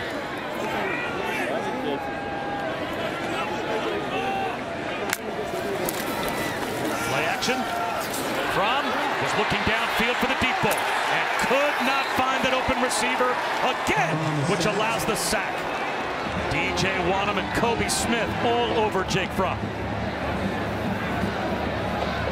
Really good job by the underneath defenders of South Carolina to drop underneath the big end that's coming at about 18 yards. They tell Jake Fromm, you can't throw it here, and that just gave enough time for that rush to get home. Coming into today, Jake Fromm had dropped back 114 times this season and had been sacked once. That's the third sack of the day for South Carolina. He's getting soft coverage on the outside. You see how soft these corners are. Got some free access throws. Four-man rush. Swift pays the price. Oh, did he get leveled by T.J. Brunson. And now it's third down and close to 9. Good job by South Carolina changing the coverage at the snap. I'd say DeAndre Swift, that's on him. That ball was thrown on his left shoulder. He turns right. A lot of times quarterbacks will tell you where to turn by the location of the football. Swift should have turned inside there and never taken that hit. Third down, we got man-to-man coverage again. Expect some motion. Motion the receiver all the way across the formation. See if you can get guys running. That is Blaylock in motion. Wanham came right up the middle. Flags everywhere. Fromm long throw to the sideline, incomplete. DJ Wanham fought his way through, and it looks like it's holding against Georgia. Holding on the offense, number 71. Penalty is declined. Fourth down.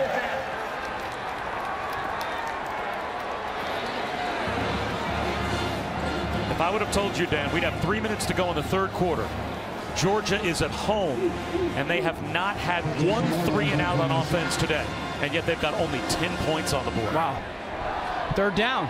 They have been dominated on third down offensively. Wobbly kick for Camarda.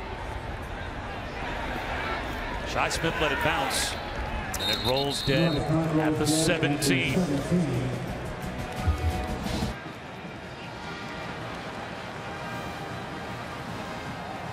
Back to work for Dakereon Joyner. A quarterback converted to wide receiver. Forced to go back to quarterback because of 2 injuries now. First to Jake Bentley in the opener, and Ryan Helinski today here at Georgia. Milking a 7-point lead. Swing pass. Nico Dowdle. Simple pitch and catch, and a good play on first down for 5 yards. Well, Ryan Helinski may be banged up, but he is involved on that sideline for South Carolina today. This is incredible. Again, this is a freshman right now. I can't go play. How can I help you? Talk to him. You know, it's really important. I've seen this out of Georgia's defense. This is what they're showing you. This is what you can get to. Dowdle. It'll be third down. Monty Rice brought him down near the line of scrimmage. So third down and a long 4, close to 5.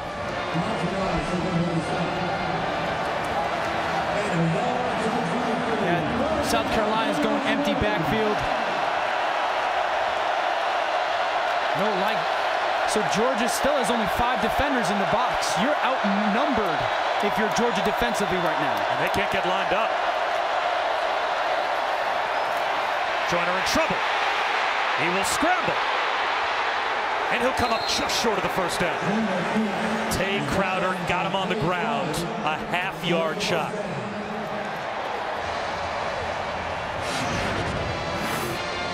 Nice tackle by Tay Crowder in the open field.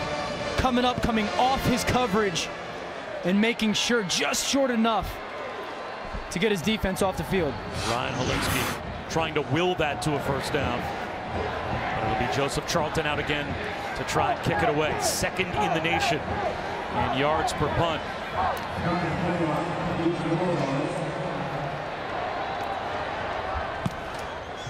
Wobbly kick. Waylock immediately calls for a fair catch, though, at his own 23-yard line. Another update with Matt. Guys, a little mayhem there in Georgia. A little all-state mayhem moment here in the Red River shootout. This Roshan Johnson finds a crease, goes 57 yards, which is the longest run for Texas over the last 3 seasons. He would eventually get knocked down. Texas would punch it in. We are tied at 10 in the third. I'll talk about a shakeup. One way or the other, you can have a little shakeup between the two teams playing in the Red River game. But if South Carolina holds on, shockwaves all around college football. If Georgia can't pull one out at home, as they trail by 7 as we head towards the fourth quarter.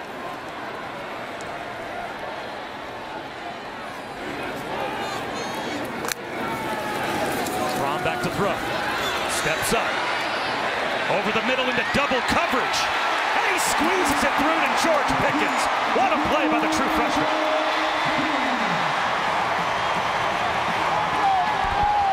Contested catches, not contested drops. Fromm gives his guy a chance. The freshman goes up and really rips this football away from Ernest Jones. Contested catches. And now Georgia plays with some tempo. This is Tyler Simmons.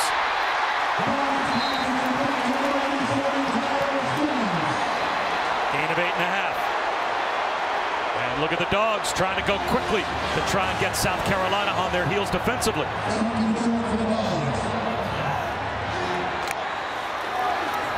James Cook gets outside. First down and more. Inside the 20. Flag down back near the line.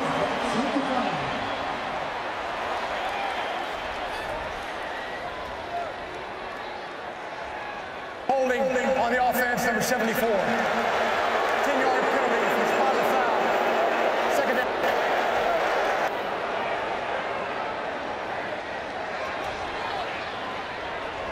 I don't know about this one. Let's watch 74 right there. Ben Cleveland, it's not at the initial contact, but watch when he gets hands on that linebacker, and then when he tries to separate right there. So a little bit of a jersey tug. Isn't a little bit of a jersey tug kind of the definition of holding? Says a defensive guy. Yeah. There's holding on every play like that. I don't think that's holding. You're a quarterback. You used to take all those guys out for dinner. What might be the final play of the quarter? It's a first down nonetheless for Georgia. They'll move the chains to the 30-yard line to Demetrius Robertson. And we head to the fourth quarter here between the hedges. 7-point lead for South Carolina.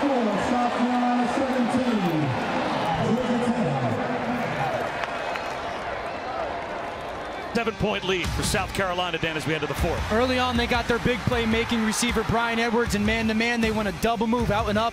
Great throw by Hilinski, and then kind of inexplainably, Jake Fromm under pressure, trying to throw that football away, and Mukwamu's long enough to go make that pick, and that's the difference of the ball game right now. South Carolina up 17-10. Ryan Hilinski knocked out with a knee injury. DeCarry and Joyner at quarterback for South Carolina. Jake Fromm, though, on a march. Plus the center exchange. It's on the deck, and it's a giveaway by Georgia. A muffed center exchange for Jake Fromm's got the other quarterback up with a fist bump on the South Carolina sideline as T.J. Brunson found the loose ball. They want Hilinski to sit back down. Watch number 55, Trey Hill, the center, move to his right, okay? Jake Fromm has to go with him that way just for a blink. He turns to his left, the center is going opposite that, and that forces the disconnect between hand and football. Hilinski loves it, and obviously a terrible start for Georgia this fourth quarter.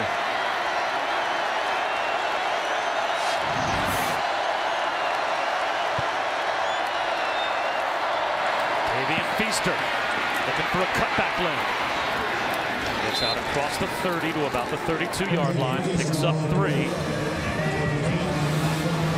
And they're trying to get things straightened out over on the sideline with the center exchange. And remember, we talked to the coaches yesterday, and they love Trey Hill, but sometimes the snap is not exactly where you want it, and that's a big deal. We saw it there. Joyner in trouble. Dodges, tackles in the backfield, tucks it under. Lowers his shoulders and gets the first down.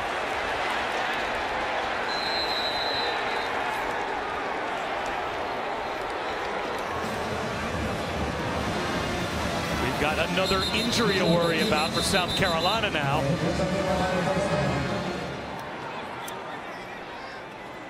That's Sedarius Hutcherson, the left tackle, who's down. Already without their quarterback and their best wide receiver, the left tackle. Now looking at his left knee. Ranked teams, Dan, what jumps out? Well, everyone's talked about Joe Burrow versus the Florida defense. I'm looking at Kyle Trask versus an LSU defense that, hasn't been what they traditionally have been. They're not getting home to the quarterback, and Florida skill players on the outside match up well. I think Kyle Trask has a good chance to go into that environment and at least play well. Delayed handoff to Rico Dowdle. That was Dan Orlovsky. I'm Bob Wischusen. Allison Williams with us here as well. And between the hedges, South Carolina playing with tempo. A little screen, but flags down. They must not have been set. This is going to cost South Carolina 5. Now with the 7-point lead and the third-string quarterback. Ball start, offense. Not all 11 players were set for a full second. 5-yard penalty, still second down. Do you like still playing with tempo here? If you're South Carolina, would you prefer to milk the clock? No, I like playing with tempo because that's who you are. There's a lot of football game left. And also, remember, going back to an athletic quarterback, tempo sometimes creates misalignment. With the guy that has the speed that Joyner does, if you get a guy misaligned, that could be a massive play for your offense. Now, that false start was on him. He's got to make sure everybody gets set before he ever snaps that football. Bootleg, Joyner, long throw, incomplete. Shi Smith, the intended receiver. And the pressure came from Nolan Smith, the #1 overall recruit, putting pressure. There it is. Nolan Smith has got a bright future. Big shot right there on Joyner. And I've talked about these 3rd and longs for Georgia so far. Do not put just 5 people up in that box and give the opportunity for the draw or quarterback draw.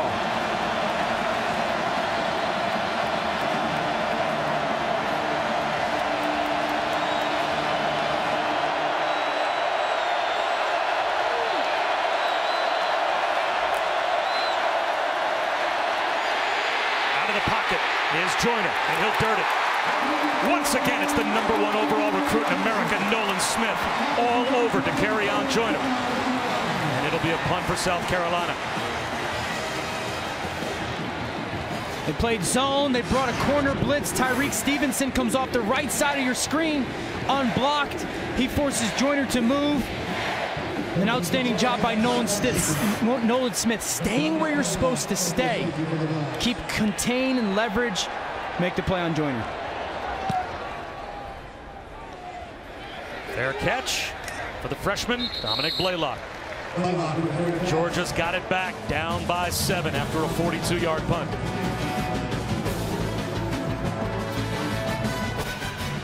Game-changing plays have been made offensively and defensively today for South Carolina. Israel Mukuamu, that pick 6 before halftime, made it 17-10 South Carolina, and that is our score early on in the 4th quarter. Bob Wischusen, Dan Orlovsky, Allison Williams here in Athens. DeAndre Swift grinds out about 5 yards. Now, earlier in the game, Ryan Helinski was knocked out, and that is him giving the thumbs up and an "I'm okay" and blowing a kiss to his mom.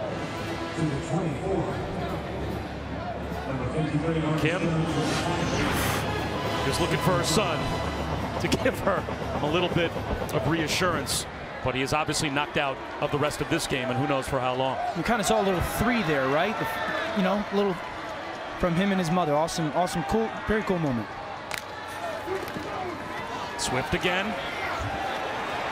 It has been strong on the interior defensively for South Carolina. And it's 3rd down and 3 after we check in with Matt. Guys, Lincoln Riley dialing up a ball play for Oklahoma here. 2nd and 10, Oklahoma, a little flea flicker to C.D. Lamb. Now, Texas, by the way, leads the nation in missed tackles with 47. Another good example of it there. C.D. Lamb scores 17-10 Sooners.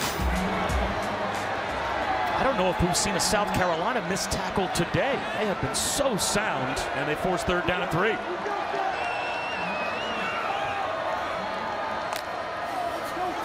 Jake Fromm from a clean pocket, incomplete. Flag thrown from the secondary.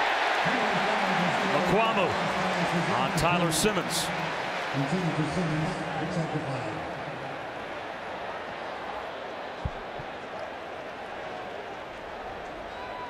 Pass interference, defense number 24. The penalty will place the ball at the spot of the foul. Includes an automatic first down.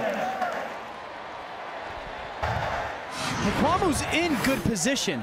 Watch at the top, right there at the 30-yard line. There was just a little bit of tug. He pulls Simmons just close to him right there. He's in good position. He's so long.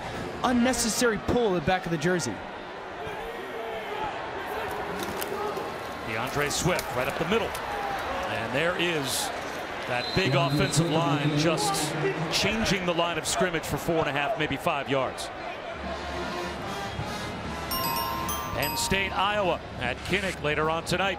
7:30 Eastern, 6:30 Central on ABC and the ESPN app. That's our Saturday night football game presented by Wells Fargo.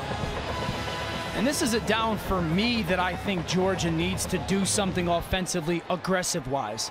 They've been so run, 1st and 2nd down. Getting into 3rd down, you want to be aggressive with a play-action shot here on 2nd down. Zamir White this time, going nowhere. 3rd down and 6. I think the crowd here at Sanford is thinking the same thing you are, Dan. They are getting a little impatient with what they think is conservative play calling into the heart of the South Carolina defense. And this South Carolina defensive line, just both the linebackers and defensive line are canceling out gaps. There's nowhere right now to consistently run the football. And now you're faced with the 3rd and 7 again. You can see the signal from South Carolina defensively. This bunch set that Georgia's in, they're going to zone this off. So now if you're Georgia, you've got to find some zone beaters.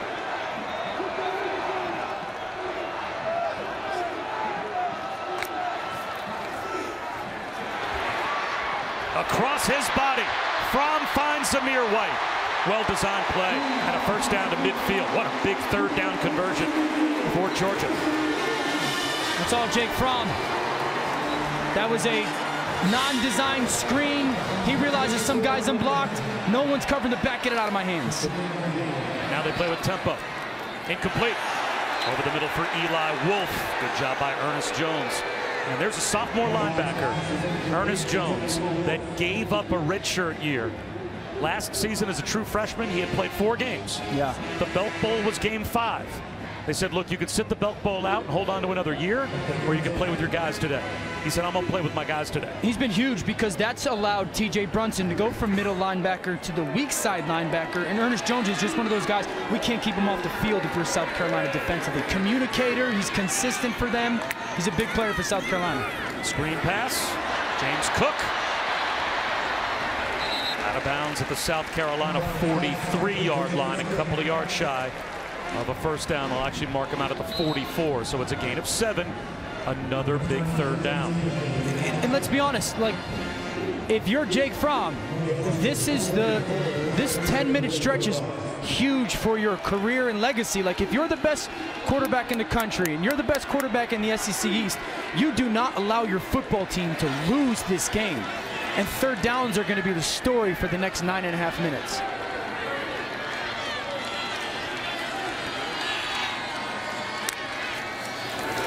Comes a blitz from outside, reaching out to try and pick it off is Mukuamu. He's got it. 2nd interception of the day for Israel Mukuamu. An errant throw from Jake Fromm. Was that just miscommunication on the route he was expecting Matt Landers, the wide receiver, to run? It's a stop route, and the big thing with the stop route is at the top, if you're Landers, come back down where you came from, your stem. He curled inside. Now there's a lot of contact by Mukwamu as well, but Jake Fromm's throwing that ball, anticipating Landers to come back where he came from. He went inside, balling out. But I said this, do not throw the ball 24's way in man-to-man. You don't match up. But they're calling plays to get their receivers one-on-one against Mukwamu, and you don't have anybody that can just line up and beat him, and it hurts Georgia's offense there.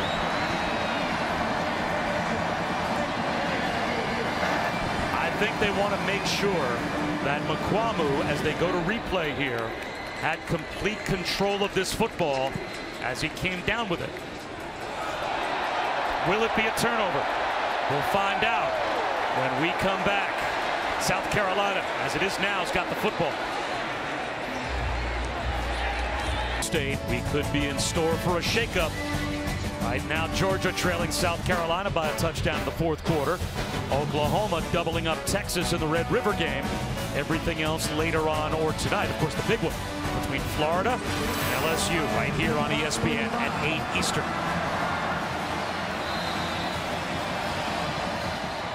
They went to review. And the call on the field stood. It is indeed a Mukwamu interception of Jake Fromm. And now a flag thrown from the far sideline, a false start. False start, offense number 52. 5-yard penalty, first down. That's the second time we've seen that. What Georgia's doing is, when the motion comes, watch their defensive line shift. Now back to the interception. Watch the ball touch the ground there, and that obviously got the attention of the crowd. You are allowed to have the ball touch the ground as long as in the officials' opinion you've got complete control of it. As Joyner swings a pass wide to Shi Smith.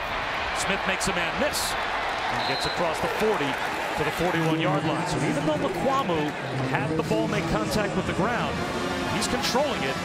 It's a clean catch, and that was the interception. And now once again with tempo, South Carolina is ready to go.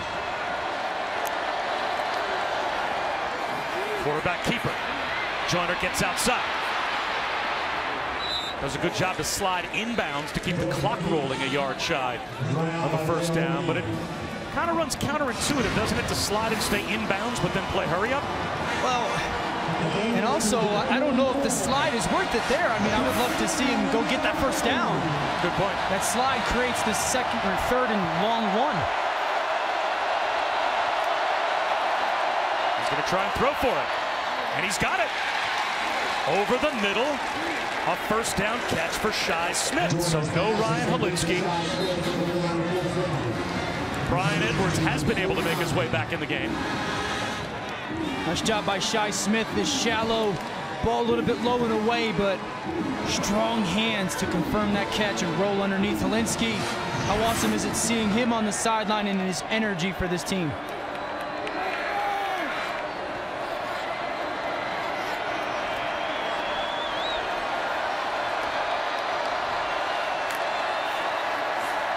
Rico Dowdle spins into Georgia territory. Brought down by Tay Crowder.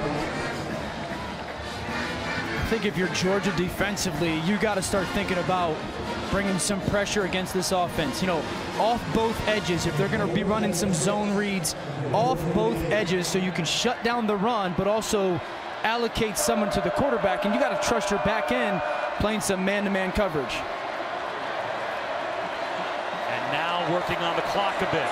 Looking over was to carry on Joyner. Play clock under 10 this time when they snap the ball.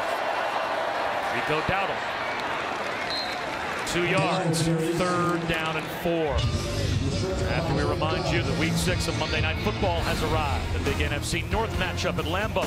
Matthew Stafford and the Lions take on Aaron Rodgers and the 4-1 Packers. 8 Eastern on ESPN. ESPN Deportes and the ESPN app. Our coverage begins with Monday Night Countdown at 6. Now Georgia's going to play with 3 D linemen. And then watch these 2 guys in the middle. They're going to kind of spy Joyner. Long throw, incomplete, over the head of Shi Smith. And here comes the punt group for South Carolina. They'll try to let Joseph Charlton see if he can pin Georgia deep. It's a really nice job by South Carolina's offense, though. They just took about 3 minutes off the clock. Got about, what, 25, 30 yards of field position, and now they give their weapon of a punter the chance to make Georgia go a long way. And there's the intentional end-over-end kick. It's going to land inside the 10 and gets stopped by South Carolina at the 3. This season, Taco Bell is celebrating student sections and passionate fans like these by awarding the Live Moss Student Section of the Year. The Dogs student section already on the national watch list. Head to ESPN.com/Taco Bell to see how your school can compete and get the committee's attention by using the hashtag Live Moss Student Section Contest. Well, they're going to need some help from the student section maybe to get their offense riled up. The last 7 drives for Georgia. Couple of turnovers, 3 turnovers in fact, mixed in there. And now they start from their own 4. From the end zone, Jake Fromm looking downfield. He's going to take a shot for Pickens. Incomplete.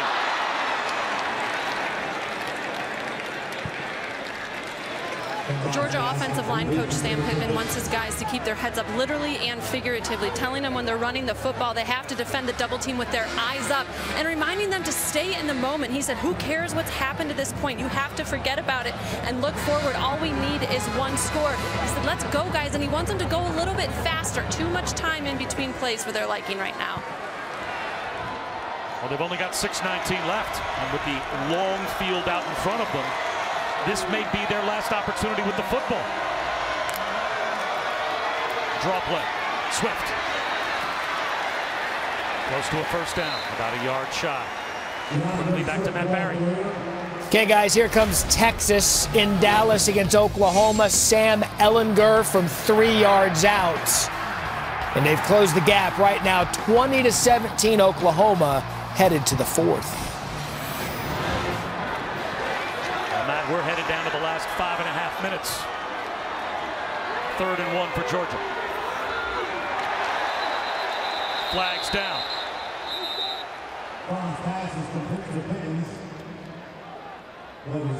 South Carolina thinks they were drawn off. Offside. They were not. Defense number 3, high contact. 5-yard penalty will result in a first down.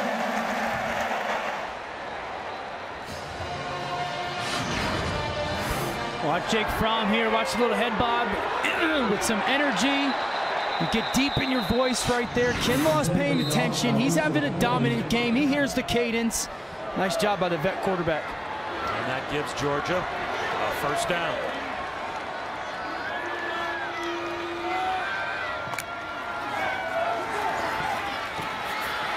Fromm out of the pocket.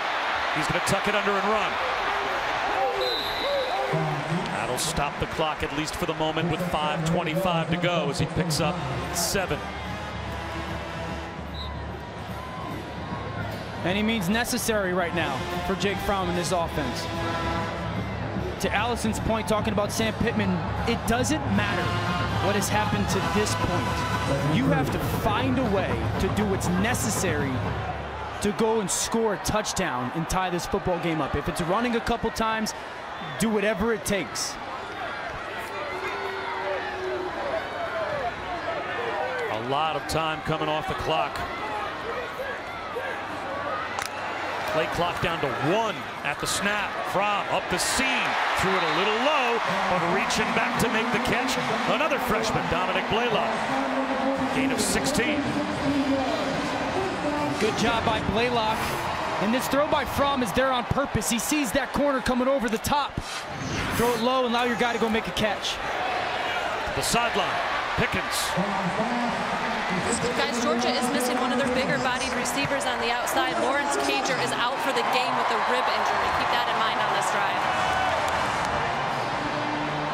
You got to go with tempo here if you're Georgia. When you've played with tempo, South Carolina's got a little softer on the outside. Easier throws for them. DeAndre Swift. He is driven back. Able to pick up about 3. Kingsley and Egbari was there, along with R.J. Roderick. Right now, I like working the left side of the field if I'm Georgia. To my right is Mukuamu, who's had a big day. To my left, J.C. Horn, really good corner, but at least I feel like I've got a chance over there. Work the left side of your field. And that's George Pickens, the freshman. He's out wide to the left. Play action. Fromm looking back to the left. Floats one down the sideline, incomplete. Laylock had a step. Jamie Robinson, the nickelback, tried to stay with him. And now we've got another injury for the Gamecocks. Aaron Sterling, the right defensive end, is down.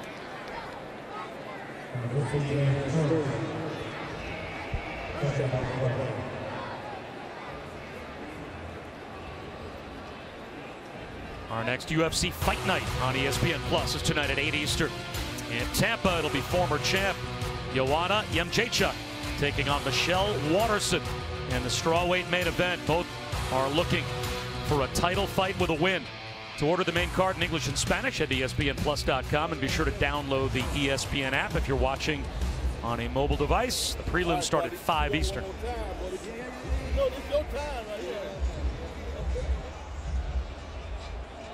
It has been a war of attrition today for South Carolina. Think about the players that they have either lost for the game or at least for a good portion of the game. They've lost their left tackle, Sadarius Hutcherson, obviously the quarterback, and Ryan Helinski. Brian Edwards was knocked out for quite a while. Now you got a starting defensive end and Aaron Sterling walking off the field. They were already without their right tackle, Dylan Wanham, today. So they are trying to do this shorthanded, pull off a huge upset. They've hung their hat on kind of who they want to be, right? They've hung their hat on running the football, not making mistakes, and playing great physical in-your-face defense. I talked about it last play. If I'm Georgia here, I'm putting the guy that I don't want to throw the football to the bottom of the field, to the right, where Mukuamu is.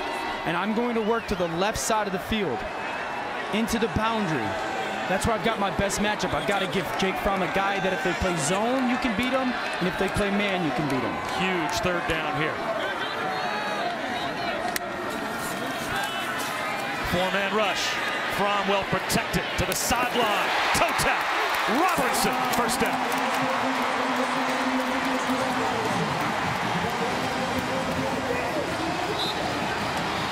Nice play call. They gave Jake Fromm a zone beater to the right side of the field. A beautiful throw, and Robertson making sure that he secures that catch, getting feet down. Pickens wide open. One-on-one. Lowers his shoulders. Picks up another first down. Down to the 15-yard line.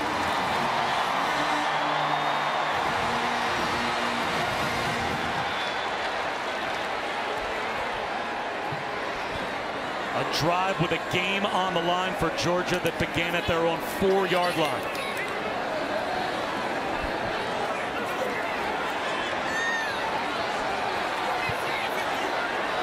South Carolina's going to line up and play one-on-one. Could be a matchup up there. Fromm looked end zone. Now he's extending the play. And he'll throw it away. Aaron Sterling wasn't out for long. He came back in and chased down Jake Fromm and forced the throwaway.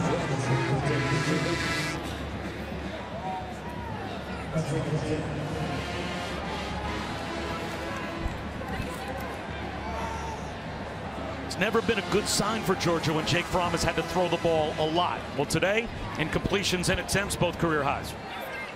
Kind of talked about how they want to never play from a position of safe on offense because their run game is getting shut down. That's what they've had to do, play kind of safe because they've been in third and longs and not being able to beat man. Zamir White down to the 11-yard line. Another massive third down with 2.5 minutes to go.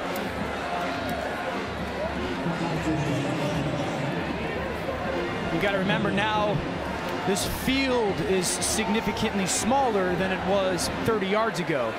They did a good job that last third down of giving Fromm a man option and a zone option. Listen, I got to imagine that South Carolina, yep, corner's coming over. You see number 1, J.C. Horn, running over to the strip side. This is telling Fromm we're in man-to-man coverage, send some motion, find a man beater crossing the field.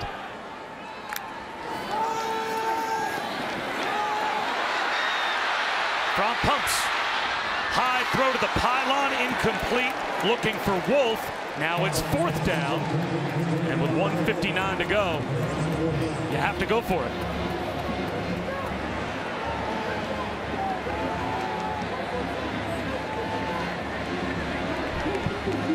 Right now, if you get into this situation and you're Georgia, you go to your best 3rd and 7 call. Understand it's 4th down, but you go to your best 3rd and 7 call.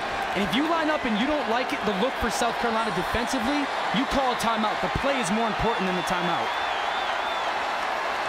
Down to 5 on the play clock. Down to 2. They get it off. Fromm under pressure, floats one in the back of the end zone. Wolf, the intended receiver. Out comes the flag. He was held just shy of the goal line. Jamie Robinson's going to get called for the penalty. The sideline for South Carolina wants that to be ruled uncatchable. Holding against an eligible receiver, number 7 of the defense. Automatic first down. That's the right call. You're going to see Jamie Robinson at the bottom of the screen right there, tug on Eli Wolf. Nice job by Eli Wolf for trying to fight through that contact. And I know Helinski doesn't like it, but it's uncatchable because of that hold.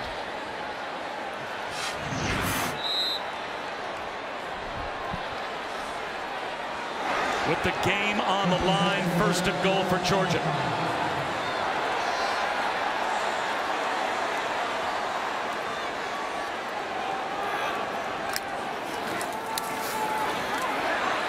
Back in the end zone. Caught. Feet in. Yes! Touchdown!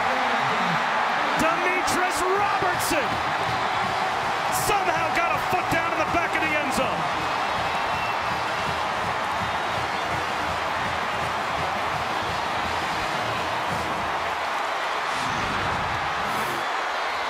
How about the throw by Fromm? Just looks like he got that left foot down, ball over the top. The concentration to make that catch and make sure that left foot got down. They got Robertson on a safety. A beautiful throw by Jake Fromm up over the top, right? Types of throws.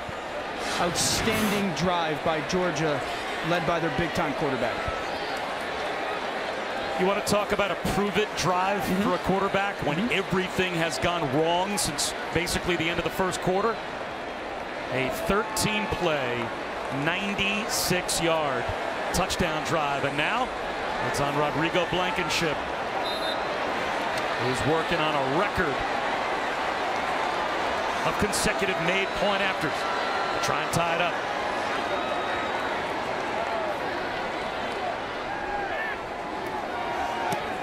Got it.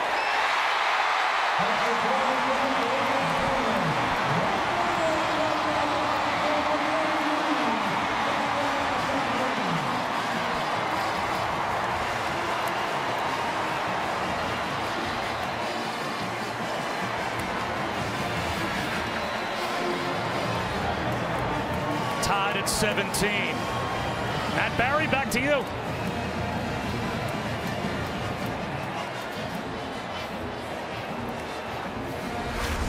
Okay, gentlemen, thank you very much. Good finish there in Athens. What about Oklahoma? Jalen Hurts to CeeDee Lamb, and again, it's the tackling of Texas.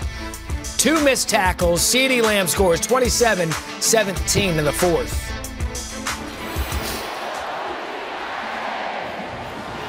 .148 to go in the 4th quarter here. Tied at 17. Now South Carolina playing with their 3rd string quarterback. They've got all 3 timeouts.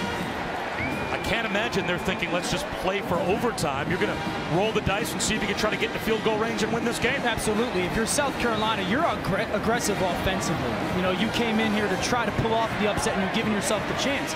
And then if you're Georgia defensively, I have 2 mindsets. 1, number 89, Brian Edwards, is not going to beat me. And number 2, I'm not going to let DeCarrion Joyner's legs beat me. I will spy him every play. I will force him to run in areas that I want him. Those two guys will not beat me in either way.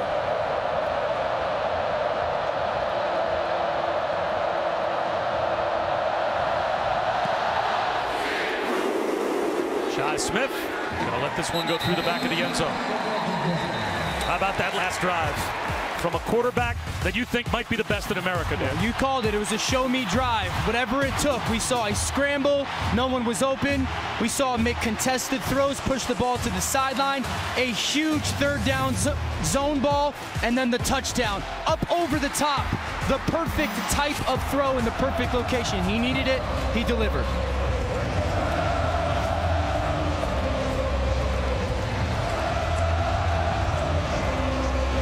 As well, Kirby Smart's got all 3 of his timeouts. So if South Carolina gets conservative, he might look to use them. They're not going to get conservative. They're going to throw the ball to the sideline and complete it to Nick Muse. There's some faith into Carry-On Joyner.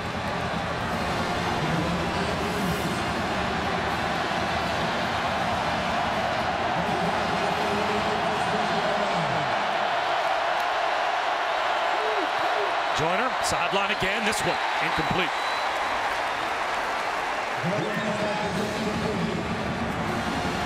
You see South Carolina trying to get Brian Edwards, number 89, in different spots. They want to make sure they're moving him around, finding matchups. Joyner down the sideline, trying to drop one in. Chavis Dawkins with a flag out. Working on DJ Daniel.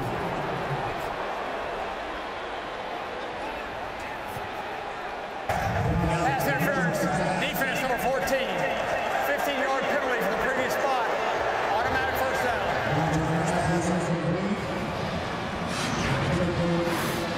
Let's watch Daniel here. Certainly some contact on Dawkins there. I just don't see pass interference on that.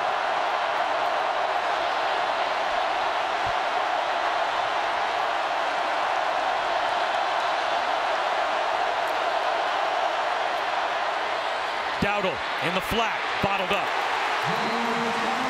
Lost a couple of yards.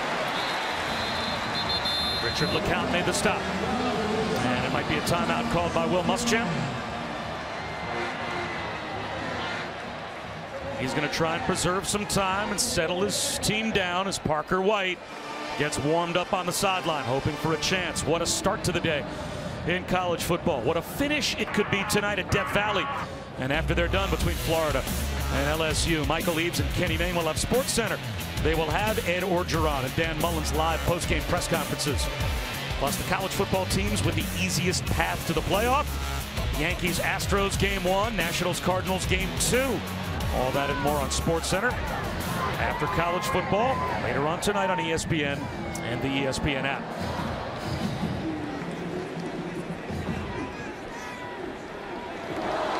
I really think if you're Georgia defensively, you've got to be ultra aware of a design quarterback run.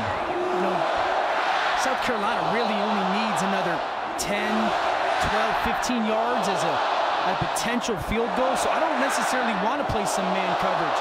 I'd like to bring some kind of blitz, but a zone blitz.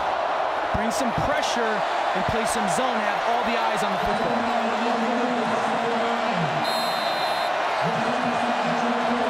They need about another 20 yards or so to be comfortably inside Parker White's range. Joyner makes a man miss and gets dragged down from behind at the 43-yard line. Again, that's Nolan Smith, the freshman, making a tackle. Down to 1:12 to go. 3rd down and 6. 3-man rush. Nowhere to go with the football for Joyner. He's going to try and run for it. Gets tripped up short. 4th down and 3 at the 40-yard line. Well, from here, you're looking at about a 57-yard field goal. Kirby should call a timeout. It's 4th down and 3. And Georgia will spend a timeout.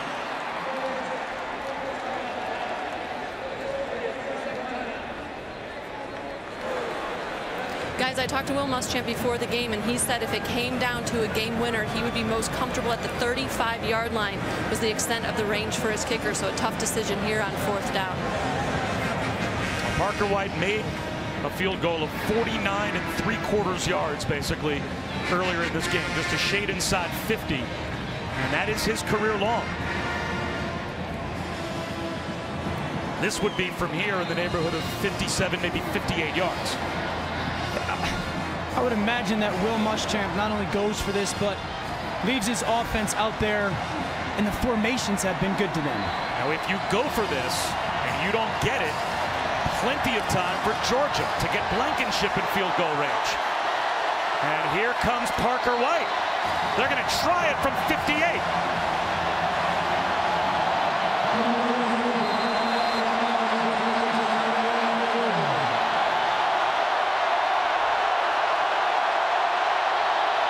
Clean placement. Will it reach?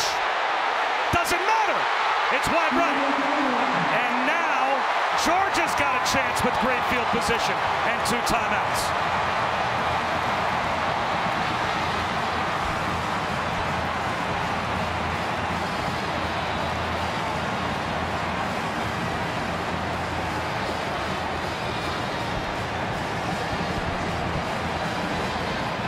Will Muschamp went for the win. Low percentage, but went for the win. What do you think? I did not love the kick. I would have left the offense out there, especially with the athlete I had at quarterback. My offense has been decent running the football, and that's a lot to ask for a kicker. Now Georgia offense, you need about 25 yards to have a shot at it. You've got your 2 timeouts. The whole playbook is open. The whole field is access. The one thing I'm not doing, throwing the ball to my right, to the bottom of our scheme at 24.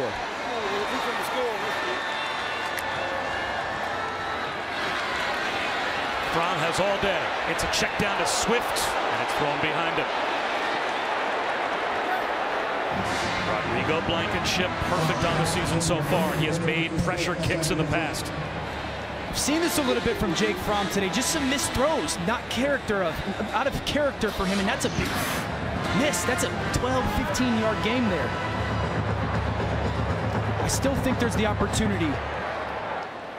South Carolina's walking DJ Wanham out over number 1 Pickens. Right here, not giving him a free release off the line of scrimmage. But you've got some opportunity to throw the ball down those seams. Draw play. And finding some room is Swift. And now you might want to call a timeout. And they will. 28 seconds to go.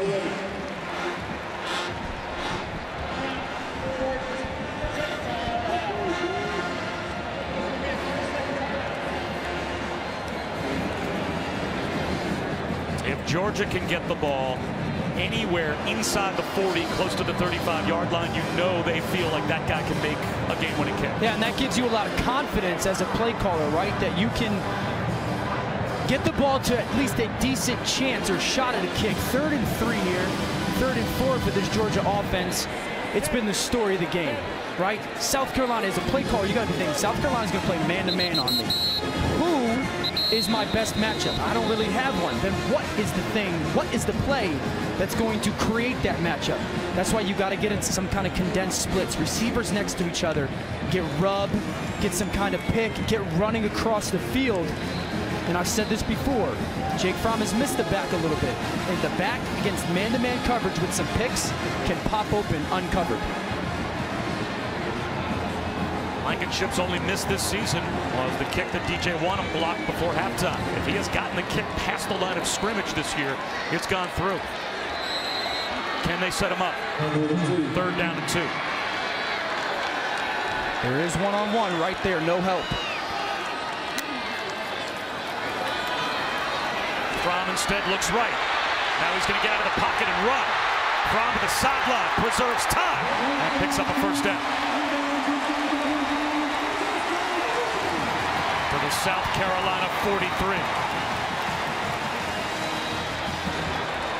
This drive, this 4th quarter for Fromm reminds me a little bit of Patrick Mahomes a couple weeks ago against the Detroit Lions. Not having the greatest game, but when the ball was in his hands at the end, it took whatever it needed to take to get the win. Couple runs by Mahomes have been big. Couple runs by Jake Fromm have been big.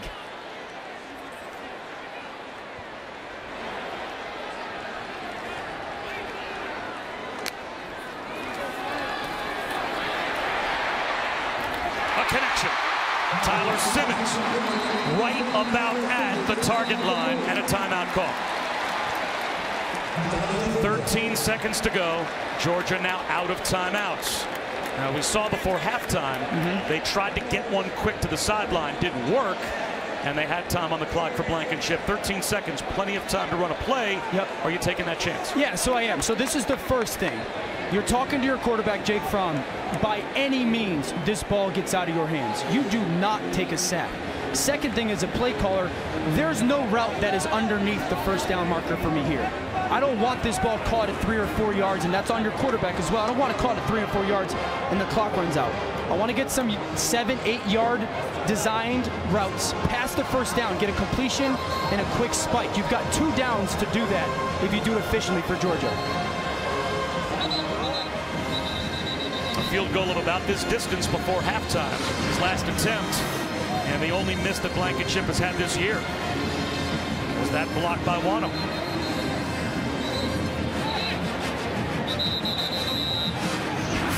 And I'd probably take Simmons, who's been kind of my reliable guy, and I would leave him on the bottom of the screen with Mukwamu. And then I've got to get something with Pickens, who I think matches up decently well with J.C. Horn at the top of our screen, and maybe a stop route, maybe a comeback, something that's going to make sure I get past that first down marker.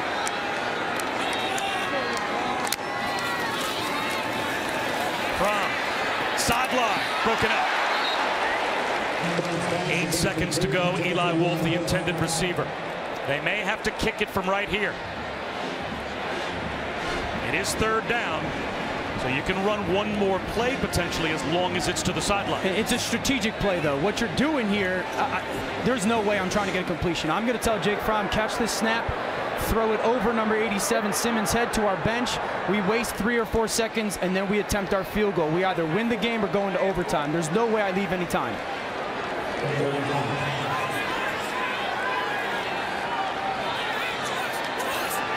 Play clock down to 3.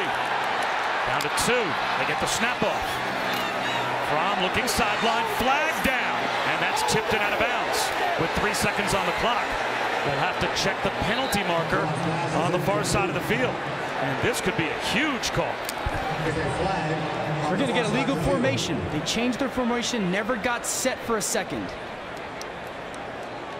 Illegal shift. Offense. Number 1 and number 16 are moving at the same time and not reset for a full second. 5-yard penalty. Repeat the down. Watch these guys as they change the formation and they switch. One goes from off, one goes from on. Ball gets snapped. You got to be set for a second right there. And obviously to Kirby Smart, that knocks them out of field goal range. He's not going to put the field goal group out there, it looks like. It looks like they are now going to just throw one, I guess, into the end zone. And they're not going to get an opportunity with Blankenship to win the game before overtime. Either that, or maybe Fromm just plays for overtime. It would be a 60-yard field goal or so if they tried it. And now Will Muschamp's going to call a timeout.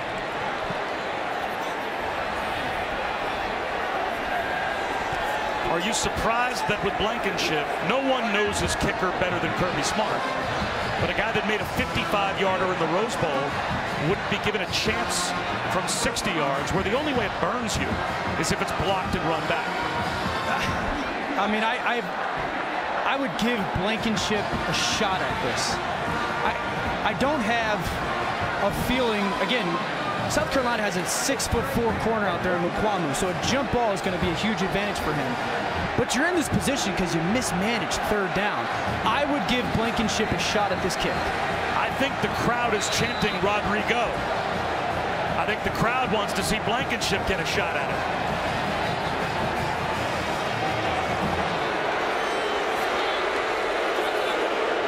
And they are booing the fact that Blankenship's not going to get a chance to kick it from downtown. But in Kirby's defense, he might only be a 58-yarder. You know, like, Kirby knows the kicker better than anybody, and he may not have a chance at 60. What's the harm, though? What's the higher percentage play? Throwing a Hail Mary in the end zone, or letting him try a 50 or a close to 60-yarder. It's moot now. Fromm looking downfield, gets hit as he throws. The ball comes out, and it is ruled, I believe, a fumble. It's picked up by Javon Kinlaw, and he gets bumped out of bounds, and we will go to overtime.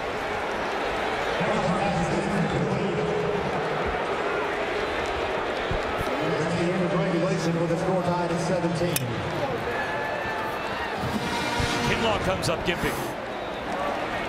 Kinlaw's been so good with his effort. This is Sterling on the back end. That's not a fumble. His hand was coming forward, but it would have been the last play regardless. So we head to overtime when we come back.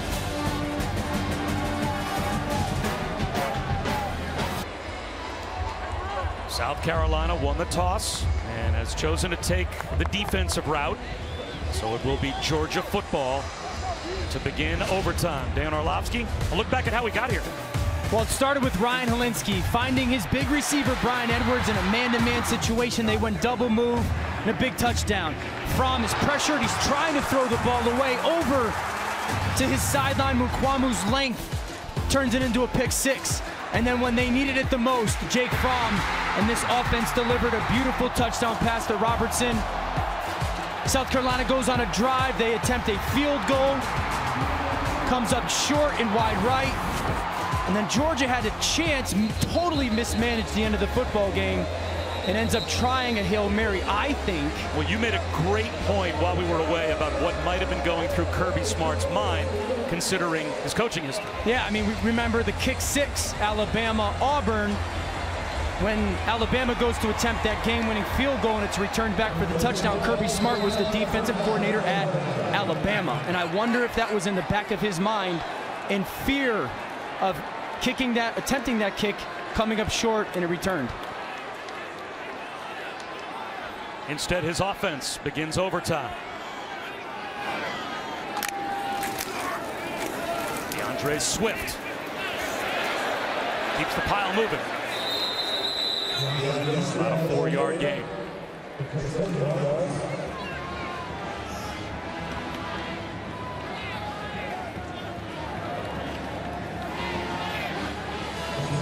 Georgia bringing Swift out and Cook in. It's almost like if you're Georgia and you're a play caller, it's like, okay, what have we done well today? What do I feel like I can get to? I love the fact that they're in this bunch set up here, because if South Carolina is going to play some man coverage, that gives you a chance to have runners and picks and people running away from coverage. Tipped ball, intercepted! It's Mukwamu again!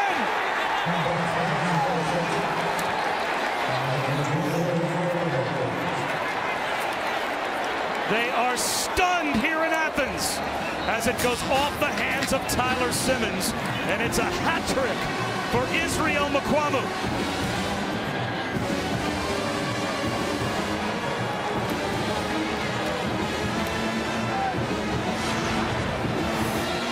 You'll see the throw from Fromm. It's right where it needs to be. Pops off Simmons' hands and tips lead to picks. And we've talked about Mukwamu's length.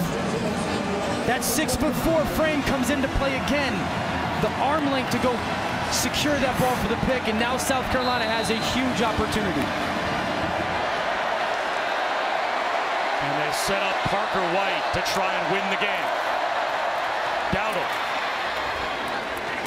Inside the 25, just inside the 22-yard line. If I'm South Carolina, as we see Ryan Helinski, who's such an important part of this football team, if I'm South Carolina, the ball's not going in the air. It is going to be 3 runs. I'm never going to put the ball at risk, and we're going to attempt a field goal. Dowdle. Inside the 20, down to about the 17-yard line, a couple of yards shy of a first down.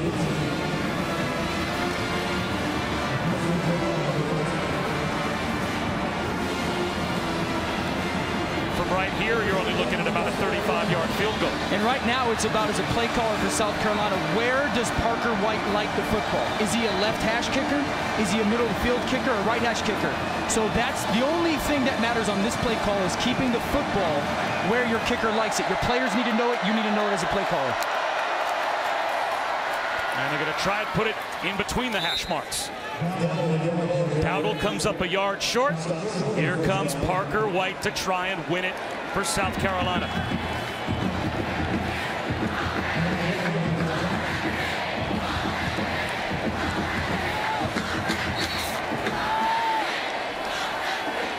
Will a timeout be called by Georgia to try and ice him? Kirby Smart heading down next to the officials.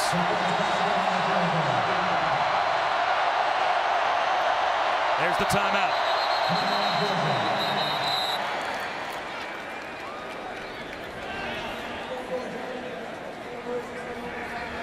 South Carolina, Will Muschamp, they knew they had to take the ball away today to have a chance. Well, they have done that, and it's mostly been this guy.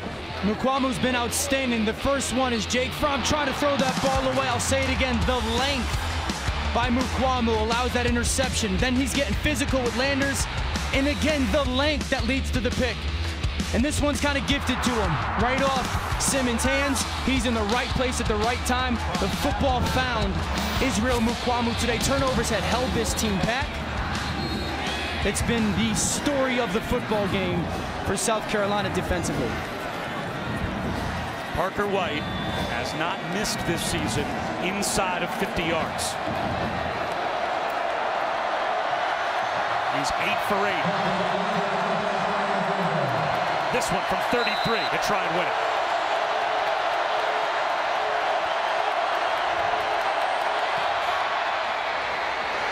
Right over the upright and no good!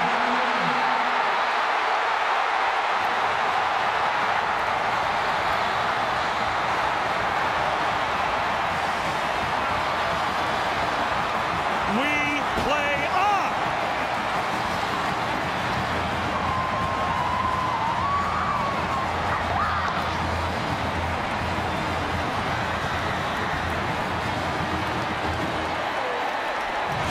What could possibly happen next?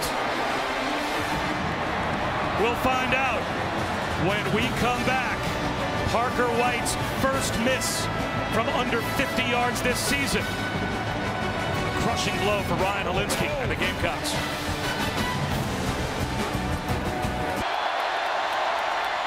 A reverse to Brian Edwards as we start overtime number 2. So immediately South Carolina has to put a missed 33-yard field goal behind them, put their offense right back on the field, and continue with overtime. They come out with a little bit of a gadget play against this Georgia defense. Right, a reverse to Brian Edwards gets them in a really good second down situation. And the challenge for Georgia right now is, how risky do you want to get? How much are you willing to expose your back end on number 89, Brian Edwards, but commit to stopping that run? Joyner out of the pocket. Stays on his feet. Hit out of bounds as well. Very close to the first down. And he gets up with a little limp.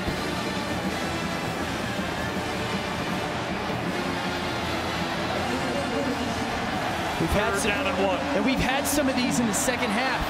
And I've talked to you, Bob, about I don't like their play call. This ball should not go in the air. You're a football team that is committed to running the football. I'm going to get double pullers. I'm going to pin with my tight ends. And I'm going to give Dakereon Jordan the option to give it or keep it. Timeout called by Will Muschamp.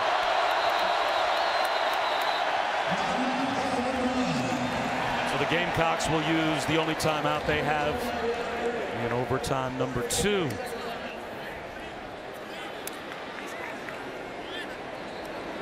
And there's a very good chance Parker White's going to find himself right back out there. Now, instead of a game-winning kick, just needing a kick to try and put his team on top. You have to have amnesia across the board in college football overtime because it just changes so quickly. Let's go back to Matt.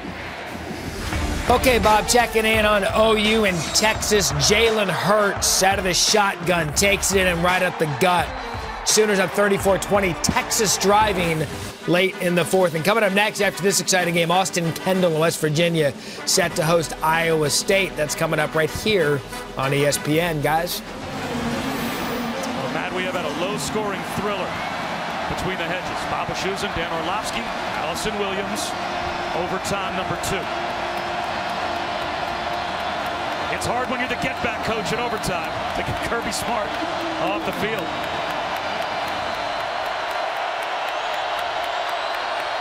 The ball's going to get right there. Look at all that weight that South Carolina's got up on the line of scrimmage. Extra offensive lineman. Joyner changing the play. Dowdle hit behind the line. Second effort. Did he get there? It looks like he's short.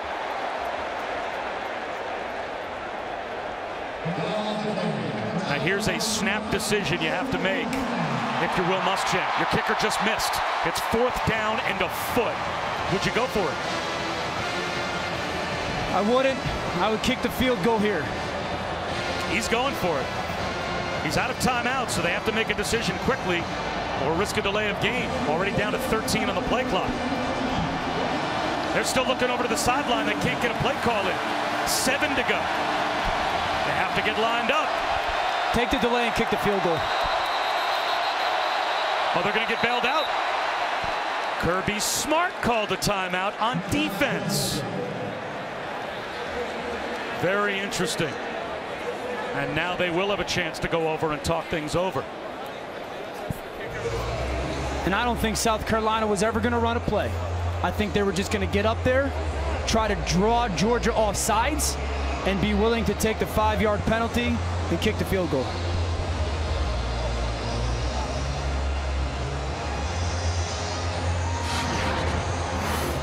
Look at Kirby Smart at the bottom of the screen right here as he goes down to this referee. Just as South Carolina gets set, that timeout came from Coach Smart. And listen, if you don't feel good about it defensively, you use the timeout and you make sure your team is right in that situation. I just don't think South Carolina was ever going to call one. Well, is it a hard count again? Because they're leaving their offense on the field. Parker White's still over on the sideline. Yeah, I mean,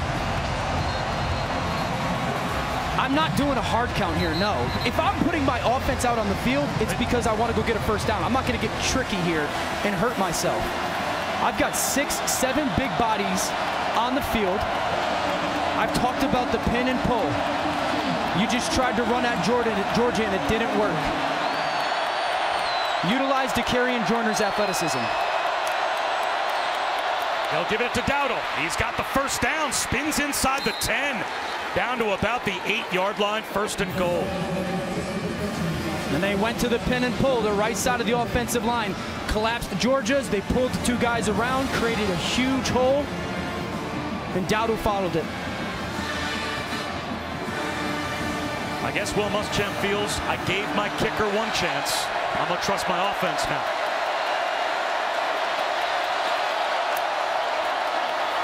Davian Feaster, Clemson transfer to the 6-yard line.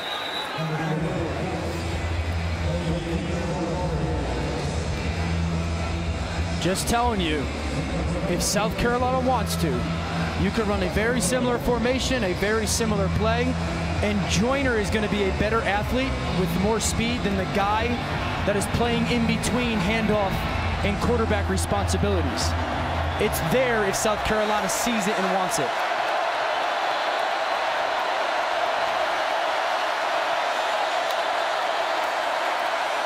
Flag's down. Feaster is down. Shy of the 6-yard line. Brought down by J.R. Reed. And that flag thrown at the line of scrimmage right at the snap. Offside. Defense number 76. Half the distance to the goal. Repeat the down. 2nd down. Yeah, I don't think Michael Carter jumped off sides. He was lined up off sides. See how the flag came out super early from that official? He was already lined up in that neutral zone. Easy call for the official. So that will put the ball at the 3-yard line. And give the Gamecocks the down back. Second down and goal at the 3. One-on-one up here with your big-time SEC receiver. They run the option. Dowdle turns the corner. Can't get to the pylon. Azeez Ojulari drove him out. It'll be third down and goal. They'll mark it at the 2.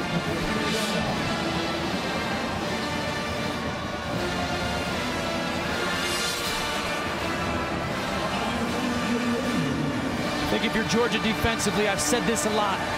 I'm not giving Brian Edwards a chance to catch this football one-on-one. I'm going to give him some help. I'll play man-to-man everybody else across the board. And if you're South Carolina, I want to see you get to Kerryon Joyner on the edge. Dowdle blown up in the backfield. Tyler Clark rifles through. And now they have no choice but to try the field goal.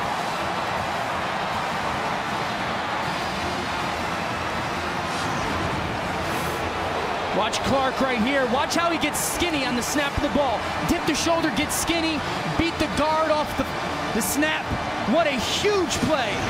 What a huge series of plays for Tyler Clark. And now another short-range try for Parker White. And this one's down the middle. So now Georgia can win the game with a touchdown.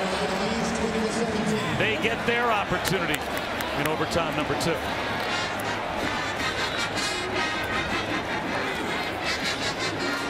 It's hard to get skinny if you're 3 Bills. He just found a way. Watch him just get skinny. 300-pound senior, beat the guard off the snap. And he almost takes the handoff. He was the guy who made the stop on the 3rd down before South Carolina went for it on 4th down. You know what that tells me? He knew the snap. He's like, okay, I know the snap. I've got their cadence, whatever their rhythm is, and I can time this. And sometimes you got to bet on yourself, right? Tape study, your experience, bet on yourself. And that told me Tyler Clark knew it. All right, Jake Fromm. It's right there for Georgia. A touchdown wins it. DeAndre Swift hit at the line again by T.J. Brunson. The first player that Will Muschamp signed when he got the job at South Carolina makes another play for him. Yeah, Brunson's speed actually allows him to make that play. He kind of backdoor Trey Hill. He saw front side, okay, my defensive line's got it. I can kind of use my athleticism, anticipate the cutback by Swift, and he's right there for the tackle. I like the stack split out of Georgia at the bottom of the screen. Bootleg for Fromm. Middle screen bobbled, and it falls incomplete. Charlie Warner had it, and if that one stays in the air, South Carolina could have won the game with a takeaway. Now it's 3rd down and 10.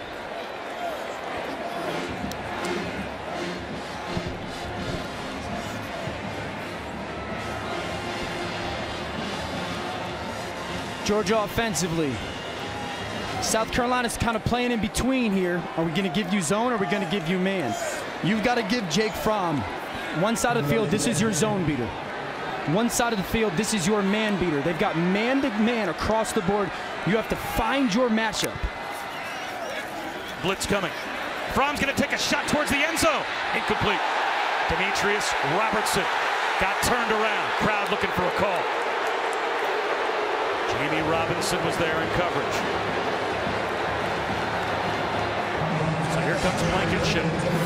This good coverage by Robinson. There's no PI there. You'd like a little bit firmer ball by Jake Fromm, but if Robertson just adjusted a little bit better, that's a touchdown on the front pylon. So now Rodrigo Blankenship from 42 to try and extend the game.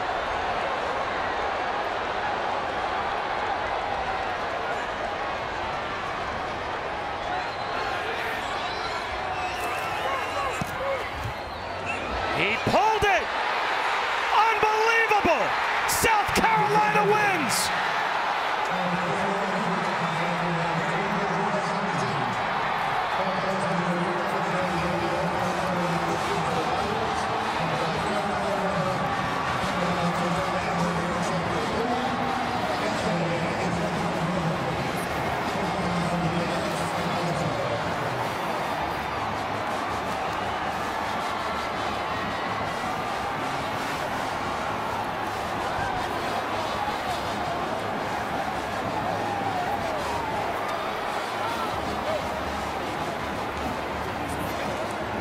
historic win for South Carolina. Their first against a top 5 team, as you can see, in quite a while.